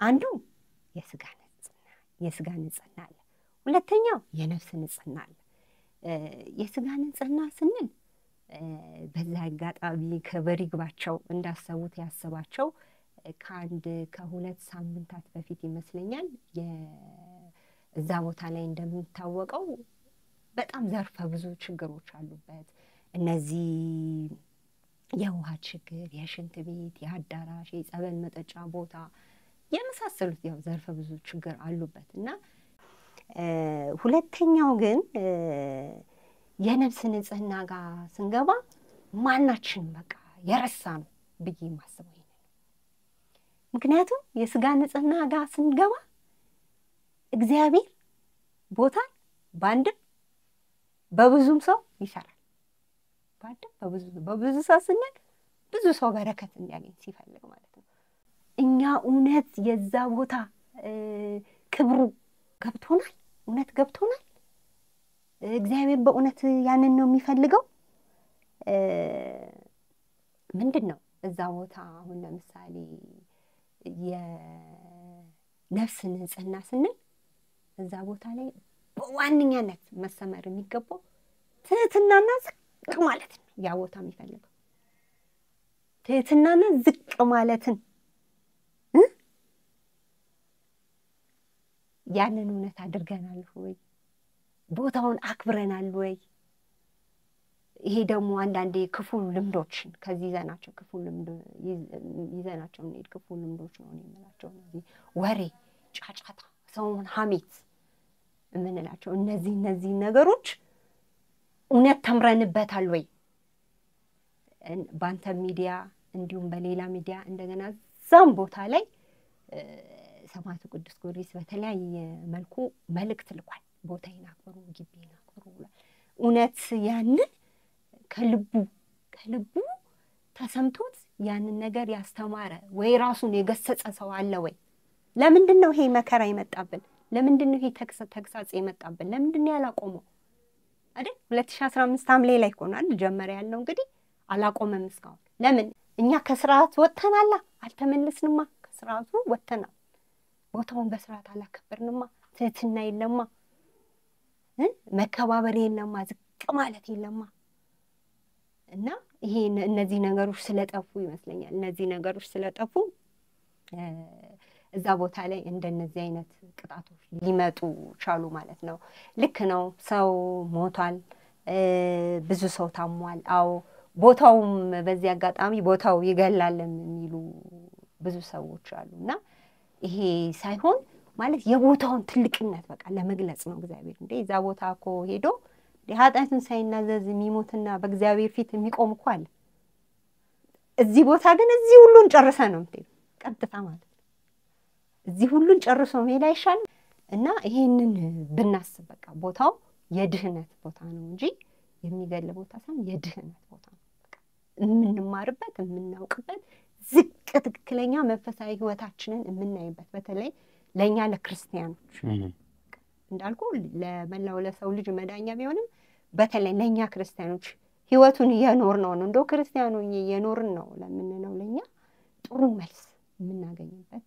ቦታ ነውና ምንድነው በተለይ እነዚህ መደረግ ያለባቸው ስለ ቦታው ክብር እኔም ባለፈው እንዳልኩ ተሰውሬ ቦታዬን አክብሩ ግቢዬን አክብሩ እያለ ከኔ በፊት እጅግ በጣም ብዙ ምዕመናን እንደዚህ መልእክት እየተነገራቸው በአንተ ሚዲያ ሰምቻለሁ። ስሟ እንደውም አረሳሁት እንዳለች እና ቤቷ ድረስ ሄደ ነው እንደውም ኢቨን ኢንተርቪው ያረክላት እና እዚህ መታለች። እሷን እንደውም በጣም ነው ማስታውሰው እና ታዲያ መቼ ነው የምንማረው? እኛ ህይወት ላይ ሲመጣ አጠገባችን ሄዶ ሰው ሲሞት ሰው ሲታመም ያ ሰው እኮ ኃጢአተኛ ሆኖ አይደለም ታድሎ ነው። እንደውም እዛ ቦታ ሄዶ እኛ ይመስለናል እዛ ሄዶ ሰው ታመመ ሰው ሞተ ስንል ተቃራኒውን ነው እያሰብን ያለን። መታደል ነው። ሁሉም ጨርሶ እኮ ነው አስቦ ገና ከቤቱ ሲወጣ እሱ ኃጢአቱ ተሰርዮለታል። እንደው ለመዳን እንደው እግዚአብሔር በጥበብ ሊያስተምረን እዛ ሁሉን ይገልጽልናል እንጂ ገና ከቤታችን ስንነሳ እኮ እኛ ሁሉ ነገር ተሰርዞ ነው እዛ በረሃ ላይ ስንወጣ ማለት ነው። እና ይህን ይመስላል እና እንደው መንፈሳዊ ህይወት ቢታከልበት እዚህ ያሉ እንቅስቃሴዎች እነዚህ ገቢ ማሰባሰቢያዎች ሌላም ይሄ በግል የምናደርጋቸው ነገሮች በቃ መንፈሳዊ ህይወት ይታከልበት ይዝቅ ማለት እና እዛ በርሜል ጊዮርጊስ የምናደርገውን ፍርሃትና የምናሳየውን መንቀጥቀጥ እዚህ የምናደርገው በፍርሃት ሰማዕቱ የበርሜሉ ሰማዕት ቅዱስ ጊዮርጊስ ያየናል እያልን መንፈሳዊ ህይወት በታከለበት ሁኔታ ነገሮችን ብናካሄድ የበለጠ ይባርከናል፣ የበለጠ ይቀድሰናል እንጂ ሌላ ምንም አይሆንም። ይሄ ነው በቃ እኛን ሊያስተምረን የሚገባው። እውነት እዛ ቦታ ሄደው ያዩ ሰዎች ህይወትና መሆን ያለበት ይሄ ነው። በቃ ይሄ ነው። ጠቅለል ስታደርገው የምትማረው ነገር በቃ እቺ አላፊ ጠፊ የሆነች የኮንትራት ዓለም ዝቅ ብለህ መኖር እንዳለብን በቃ ጠቅለል ስናደርገው የሚያሳየው ይሄንን ነው እልሃለሁ። እና ይሄንን ይመስላል በአጠቃላይ የምንጓዝ ምዕመናን ከዚህ በኋላም ያው መከፈቱ የማይቀር ነው። ነገር ግን እኛ ካልተማርን እንዳልኩ በሁለት አይነት መንገድ የስጋና የነፍስ ንጽህናው በደንብ ይስተመርበት። በቃ እዛ ሄደን በነገራችን ላይ ልጠቅስል ፈልጌ የረሳሁት ነገር አስታወስከኝ። ምንድነው? ንስሐ ደግሞ ሳንገባ እንሄዳለን። ለስንት ጊዜ ነው ንስሐ ገብታችሁ ንስሐችሁን ይጨርሳችሁ ሂዱ እየተባለ የሚነገረው? በአንተ ሚዲያም በሌሎቹም ሰማለሁ። በተደጋጋሚ ነገሮች ሲደጋገሙ አላቅም የመሰልቸት ይሁን የመተው ይሁን አላቅም፣ ነገር ግን ለአባቶች ፈተና እየሆነ ነው። እዛ እየሄድን ለአባቶች ፈተና እየሆነ ነው። ብዙ አባቶች አይተው የማያውቁትን እነሱ እግዚአብሔርን ከማገልገል እርሻቸውን ወቅቱን ጠብቀው እርሻቸውን ከማረስ ውጭ ምንም የማያውቁትን አባቶች እየመረዝናቸውና ፈተና እየሆንባቸው ነው የሆነ ያለው።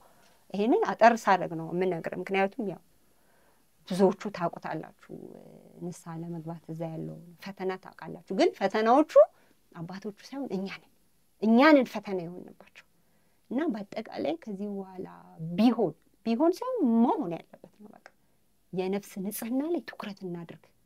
ቀይ ስጋ ንጽህና ይሄን ቤቱን በአንድም በሌላም በብዙሃንም ይሰራዋል እግዚአብሔር። ምክንያት ስለሚፈልግና ለመባረክ ስለሚፈልግ ነው ብዙሃኑን የፈለገው። ስለዚህ ትኩረት ማድረግ ያለብን በዚህ ቦታ ላይ መከባበር፣ ትህትና፣ ዝቅ ማለት፣ የዋህነትን ትህትናን ነው እግዚአብሔርን ዝቅ ማለት። እንዴ እንትና ማን ነው በመጽሐፍ ቅዱስ እንደምናየው ኒቆዲሞስ እንደውም በጾሙ ስሙ ሁሉ ታስቦ ሳምንት ሁሉ እናከብረው ነበረን የኒቆዲሞስ ሳምንት እየተባለ።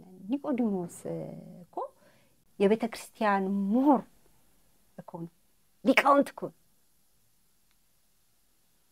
በዛ በዕለተ ዓርብ ሐዋርያት እንኳን በሸሹት ጊዜ እሱ ነበር እኮ አጠገቡ። ስለዚህ አሁንም በዋነኛነት ሰማዕቱ ቅዱስ ጊዮርጊስ የሚፈልገው የበርሜሉ ዝቅ ማለት እና ከዚሁ ጋር ተያይዞ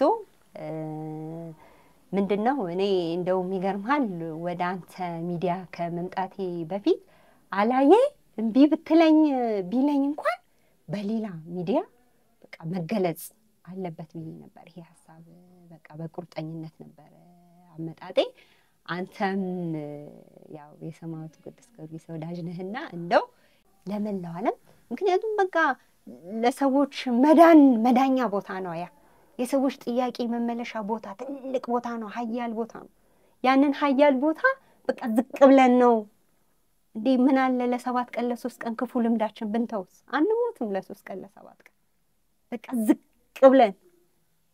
ብለን እዛ ቦታ መሄድ እንዳለብንና አንተም በድጋሚ ይችን ትኩረት አድርገህ ለህብረተሰቡ ብትለቅልኝ እጅግ በጣም ደስ ይለኛል አላይ መልካም እሺ የመጨረሻ ጥያቄን የምጠይቅሽ ማለት ደግመሽ እንድታብራሪ ስለምፈልግ ዝቅ ስትዩ አንዳንድ ሰው ዝቅ ብሎ መሄድም ሊመስለው ይችላል ቁም ነገር ነው እውነት ነው እኮ ዝቅ ማለት ከምን አንፃር ነው አሁን አንቺ የመጣልሽ መልእክት ኖሮ ነው ያየሽውና የታዘብሽውን ነገር መናገር ፈልገሽ ነው ወይስ ምንድነው አሁን ዝቅ ማለት በምን ማን ነው ዝቅ ማለት ያለበት ተጓዥ ነው ጉዞ አዘጋጅ ነው እዛ ያለ አካል ነው ምንድነው እስቲ በህብረት በጋራ በ7 ጊዜ ጉዞሽን ያየሽውን ነገርና ወይ ደግሞ ላንቺ መናገር የፈለግሽውን ነገር ወይ ደግሞ ይሄ መልእክት በይም ተብለሽ ከሆነ ዝቅ ከምንድነው ዝቅ ስንል ምንድነው እንደውም እኮ ይላል አይደል እግዚአብሔር ቃል ቅንነት የእግዚአብሔርን ልብ ታያለች እና ቅንነት የእግዚአብሔርን ልብ ታያለች በቃ ይሄ ነው በቃ የሚያጠቃልለው ይሄ ነው ሁሉም እስካሁን የተናገርኩትን የሚያጠቃልለው ፍቅርና ትህትና የዋህነት በዛ ቦታ ላይ እኔ ያቃለው እኔ ዲኖ ልቅደም ወረፋ ቀድሜ ልግባ እኔ ዲኖ ይሄ ምክንያት ይሄ ውሸት ይሄ አክቲቭነት እዛ ቦታ ላይ አይሰራ በቃ እዛ ቦታ ላይ የሚሰራው ትህትና የዋህነት ዝቅ ማለት በጸበል ቦታ ላይ ምን አይነት ስርዓት መኖር አለበት የሚሉ እናንተ አሁን ሚዲያዎች አንድ ሳምንት አንድ አባት ብዙ የሄዱ ሊቃውንቶች አሉ ከዚህ በተግባር ያዩት ማለት ሰማዕቱ ቅዱስ ጊዮርጊስን በተግባር ቦታውን ያዩም አሉ ብዙዎች እነሱን በመጋበዝ የቤተክርስቲያን ስርዓት ምን ይመስላል የቤተክርስቲያን ስርዓት አሁን የማያቀሰው አለ ብለሽ ታስቢያለሽ አለ ማለት ትኩረት ስትሰጠውና እንዲሁ ስታልፈው አንድ አይሆንም ትኩረት ስትሰጠው ሰውም ትኩረት ይሰጠዋል ለዛ ነገር ትኩረት አለመስጠታችን ነው ባይዘው ነገሮች እዚህ ድረስ ሊደርሱ የቻሉበት ሁላችንም ትኩረት አልሰጠንም ሁላችን ከኔም ጨመረ አሁን ባለቀ ሰዓት እኮ ነው አይደል የመጣሁት ለምን ቆየሽ እስካሁን ከዚህ በፊት አንቺ ለምሳሌ እንደዚህ ከመተዋወቃችን በፊት የዛሬ አመት ላይ ይመስለኛል በባለፈው አመት ነው ብቻ መተሽ እዚህ ቢሮ በርሜል ቅዱስ ጊዮርጊስ ላይ እንደዚህ እንዲስተካከሉ መፈልጋቸው ነገር አለ መልእክት አለኝ ስትይ ተናገር አልሽኝ አንቺ ተናገር ያልኩሽ መልእክቱ የተነገረው ላንቺ ስለሆነ ራስሽ በራስሽ አንደበት ተናገር ያልኩሽ አልናገርም ብለሽ ሄድሽ ዮናስ ወደ ነይኔዌ ሰዎች ሂድና አስተምር ተባለ አላስተምርም አለ ከዛስ በራሱ ኃይል መርከብ ላይ ታንኳ ላይ ተሳፈረ ወዴት ሊሄድ ወደ ተርሴስ ሊቆበልል ማለት ነው እግዚአብሔር ደግሞ እንደሚፈልግ አድርጎ መግዛት ስለሚችልበት ታንኳዋ እንድትናወጥ አደረገ ከዛ በኋላ ታንኳ የተናወጠችበት ምክንያት እንዲታወቅ መሃል ላይ ያሉት ሰዎች መነጋገር ጀመሩ ከዛ በኋላ ዮናስ ተኝቶ ነበር ቀሰቀሱት ከተነሳ በኋላ እጣ ሊጣጣሉ ተነጋገሩ እጣ የወጣበት ሰው መጣል እንዳለበት ሲስማሙ ዮናስም እሱ ላይ ችግር እንዳለ ተናገረ ከዛስ እሱን አወርደው ከታንኳ ላይ ወደ ባህር ጣሉት ከባህር ማን ተቀበለው አሳንበሪ ተቀበለው አሳንበሪው የተወሰደው መጀመሪያ እግዚአብሔር ያዘዘበት ቦታ ነይነዌ ወሰደው ወዶም ተገዶም ያንን ነገር እንዲናገር እንዲያስተምር ተደረገ ታዲያ ዛሬ አንቺ የዛ ጊዜ ልትናገሪ መጣሽ ለኔ ነገርሽኝ ላንቺ የተነገረሽን መልእክትና አንቺ የምታቂውን ነገር እኔ ግልጽ አድርጌ መናገር አልችልም ተናገሪ ያልኩሽ አልናገርም አልሽ ከዛስ ዛሬስ ራስሽ እናገራለሁ ብለሽ መጣሽ ይሄ ቀድሞ ቢሆንስ ጥቅም አልነበረውም መደረግ ያለበት ነገር ምንድነው ህዝቡ ምን ማድረግ አለበት አንቺ ወደዛ ቦታ ስትሄጂ ምን አርገሽ ነው ሄርሽው አንቺ እዛ ቦታ ስትጠመቂ ምን አይነት ቆይታ ነው የነበረሽ እዛ ቦታ ላይ ስትሆኝና ወደዛ ዓለም ላይ ስትመጪ በራስሽ ላይ ያለው ልዩነት ምንድነው ቦታዎች ላይ ስታደርጋቸው ስትፈጽሚያቸው የነበሩ ተግባራቶች ምንድናቸው ሰው ካንቺ ነው መማር ያለበት ከኛ ነው መማር ያለበት እኛንን ማስተካከል ያለብን ቦታው ላይ ነው ማስተካከል ያለበት ምንድነው ያልመለሽልኝ ጥያቄ ይሄ ነው ለነሳ አባታችን አንማከርን ከዛ በኋላ ነው ወደዛ ቦታ ነው እዛ ቦታ ላይ ስትሄድ እዚሁ ንስሐን ቢቻል እዚሁ ንስሐን ጨርሰህ ብትሄድ እና ቦታው ምን ይፈልጋል? ይሄ ሃይማኖታዊ ስርዓት የቤተ ክርስቲያን ስርዓት እዛው ጊዜህን ለመጠቀም ነው። እዛ እኮ በጣም በረሃ ነው። እዛ ቦታ ላይ ለመሄድ ጊዜህን ጥያቄህን እንዲመለስልህ በጊዜው እዛ ስትሄድ ምንድነው ለምሳሌ የጻድቃን የቅዱሳን ቦታ ነው። ቦታው በቃ የሆነ መንፈስ አለበት፣ ይለያል ቦታው። ያ እስከሆነ ዘንዳ በአርምሞ እንቅስቃሴያችን ሁሉ መሆን ያለበት በአርምሞ ነው። እኔ አንድ ጓደኛ አለኝ እዛ ቦታ ላይ ሲሄድ በቃ እኔ ግን አውቄ አይደለም እኔ ያረኩት አይደለም፣ ግን እዛ ቦታ ላይ ሲሄድ ነው ማለት በቃ ነገሮች በቃ ያስፈሩሃል። በጥንቃቄ እንድትጓዝ ነው የሚያደርጉ። እኔ የነበረኝ ቆይታ እዛ ድንኳኔ ውስጥ ነው ገብቼ ብቻዬን ነው ተጠማኩ፣ ገባው ወይ ኪዳን ገባው ገብቼ ብቻዬን ነው በብዛት ህይወቴ። እዛ ሲሄድ የብቸኝነት ከሰው ጋር ደግሞ ያው ግድ ነው መነጋገር አለ። ስትነጋገር በአርምሞ በቃ ምክንያቱም የጸሎት የመሰሚያ ጊዜን ለማሳጠር ማለት ነው፣ ሌላ አይደለም። ንስሐ ገብተሽ ከዚሁ ጨርሰሽ ሄድሽ። እዛ በነበረሽ ቆይታ የራስሽ ድንኳን ውስጥ ነበር ውለሽ የምታድሪው። መልካም። አንቺ አሁን አንድ ብቻ ስለሆንሽ ነው። በህብረት የሚሄዱ ሰዎች ብዙ ሆነው የሚሄዱ ሰዎች ምን ያደርጉ? እዛ ቦታ ላይ ደግሞ ያሉ አባቶችም እዛ ያሉ አገልጋዮችም ይሄን ሁሉ ህዝብ ባንዴ ሲቀበሉ ምን አድርገው ያስተናግዱ? ፖይንት የሆነ ነገር አላስቀመጥሽም። ለምሳሌ ህብረተሰቡ በብዛት ሲሄድ በምን አይነት ሁኔታ ይንቀሳቀስ? አንድ ሁለተኛ እዛ ቦታ ላይ ያሉ አገልጋዮች ይሄን ሁሉ ህብረተሰብ ባንዴ ተቀበለው ለማስተናገድ ምን አይነት ሲስተም ይጠቀሙ? ሁለት እኛ እንደ ሚዲያና እንደ ማህበር ምን ማድረግ አለብን? ሶስት ከዛ የመጨረሻው የምጠይቅሽ ጥያቄ እዛ ቦታ ላይ ሊሆንና ሊደረግ የሚገባው ነገር ምን አይነት መልእክት አለ? ይኸውልህ አሁን ምንድነው እንደዚህ በግሩፕ የሚጓዙ ላልከው ላይ እንደውም ከብቸኝነት ደስ የሚለው ጉዞ የነሱ ነው። ለምን እንደሆነ ታውቃለህ? በቃ ሰምቲንግ ሀፕን ቢሆን እነዚህ ያግዙኛል፣ ይሄ ከሌ ወንድም ያግዘኛል። በስጋዊ መንፈስ ነው ብዙዎቻችን የምንጓዘው። በስጋዊ መንፈስ ከሌ ይደርስልኛል፣ ከሌ እንዲያደርግልኛል ብለን ነው የምንጓዘው። ስንጓዝ ትልቁ ችግራችን ማለት ነው ይሄ መንፈሳዊ እንትኑን ስጋዊ ነው ቅድም የገለጽኩልህ ማለት ነው። እሱን እንረሳዋለን። ይሄ መንፈሳዊውን እንትኑን ረስተን ስጋዊ ይሆናል። እና እንደውም እድለኞች በግሩፕ የሚሄዱ ናቸው። እና በግሩፕ በምትሄድበት ጊዜ እንዳልኩ ነው በቃ ቴክኖሎጂ የተራቀቀበት ሰዓት ነው። ያ ቦታ ምን ይፈልጋል? እኔ ይዤ የሚሄደው ጥያቄ ምንድን ነው? ከዚህ ወሬ፣ ከዚህ ውካታ፣ ከዚህ እንብላ እንጠጣ፣ ከዚህ ሀሜት ይበልጣለው የኔ ጥያቄ ይዤ እዛ በረሃ ላይ ይዤ የሚሄደው ጥያቄ ይበልጣል ወይ? አይ ብዙዎቻችን ያልተገነዘብነው ያላየነው ነገር የኔ ጥያቄ ይበልጣል ወይ? ከዛ ጊዜያዊ ከምናየው ደስታና ውካታ የኔ ጥያቄ ይበልጣል፣ ይዤ የመጣው ጥያቄ ይበልጣል የሚለውን ነገር ብዙዎቻችን አናገናዘብ። እኔ አሁን እኮ መጨረሻ የሰባተኛ ጊዜ በእንደዛ መልኩ ነበር የሄድኩት ከእናንተ ጋር እና እንደዛ ነበረ ጉዞዬ። ነገር ግን ጥያቄ ስለሚበልጥ ሳትወድ በግድ በቃ ትቆጠባል። የዛ የአርምሞ ቦታ ነው፣ የጸጥታ ቦታ ነው። የምትፈልገው የምትጠይቀውን ጥያቄ በገሃድ የምታይበት ቦታ ነው። እንዴት ነው እዛ ቦታ ላይ ዝቅ የማትለው? እንዴት ነው ወከባ ወካታ ምናምን ሊኖር የሚችለው? የምንሄድበትን ነው መልክ እንዳልኩ አሁን ደግሜ ጊዜው ቴክኖሎጂ ጊዜ ነው። ያ ቦታ ምን ይፈልጋል? የኔ ጥያቄ ይበልጣል ወይ? ከዚህ ጊዜያዊ ስሜት የኔ ጥያቄ ይበልጣል። ስለዚህ አሁን ይሄ ቴክኖሎጂው እዛ ስለሌለ ሰዎች እዛ ከመሄዳቸው በፊት እዚህ የሚያስፈልጋቸውን አውቀው ይሄዱ ነው። እንደዛ በተገልጹ እኮ መልካም ነው። አሁን ቴክኖሎጂ ስትዩ እዚሁ አይ ግልጽ ነው ብዬ ነው። እዛ እንትን ላይ እንግዲህ ተራራ ካልወጣ የስንት 40 ደቂቃ ተራራ ካልወጣ እሱንም በግድ ነው የምትደማመጠው። ለስልክ እንኳን ደርሻለሁ ወይ ብር አስገቡ ወይ ይወለ ለማለት እንኳን በግድ ቦታው ላይ ደግሞ እንዳየሽው የሽንት ቤት፣ የውሃ፣ የምግብ ቤት፣ የብዙ ነገር ችግር አለ ቦታው ላይ። በእውነቱ ከሆነ እሱን እንዴት አላየሽው? እንዴት ነው አለ።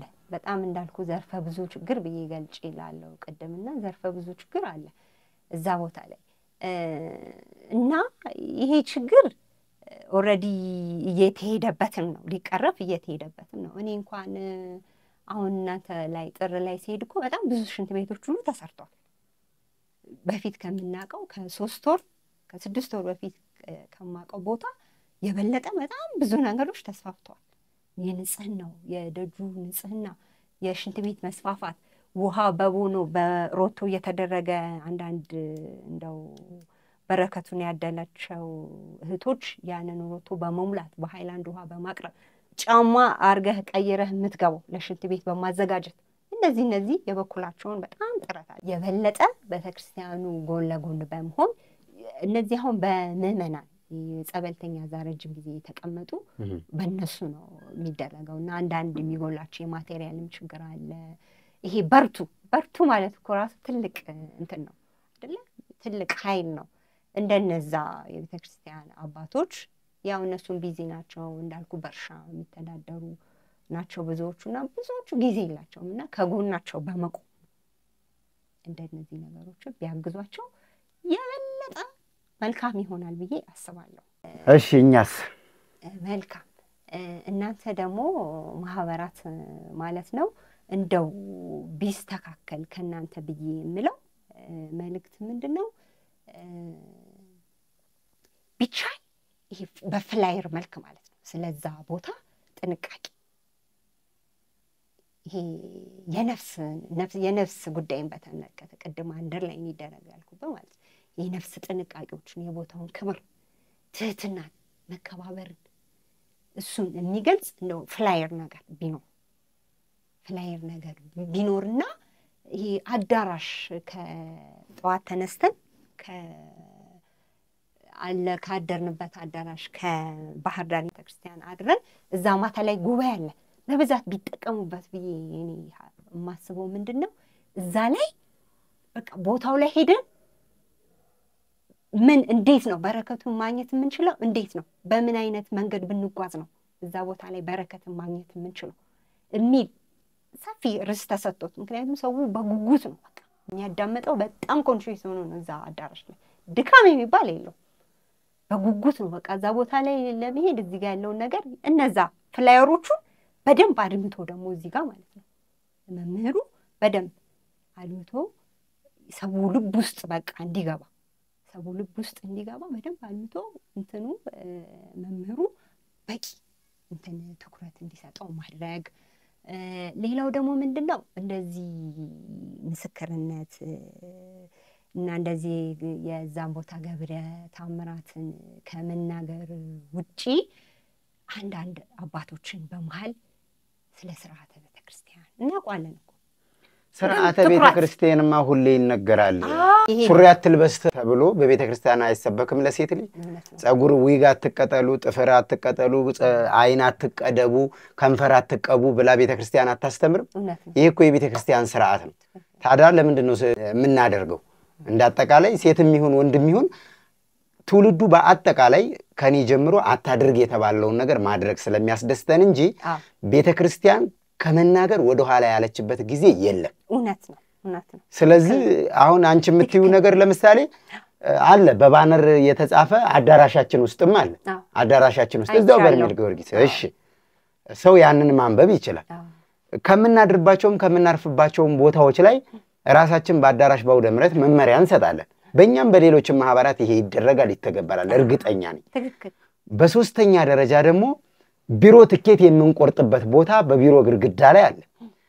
በፕሌን ትኬታቸውን ቢሮ ለማይመጡ ሰዎች ትኬታቸውን ወደ ራሳቸው በቴሌግራም በኢሞ በዋትስአፕ ስንልክላቸው በስተጀርባ በጉዟቸው ላይ ማድረግና ለማድረግ ያለባቸውን ነገሮች በትኬታቸው ጀርባ ጽፈን ነው የምንሰጠው።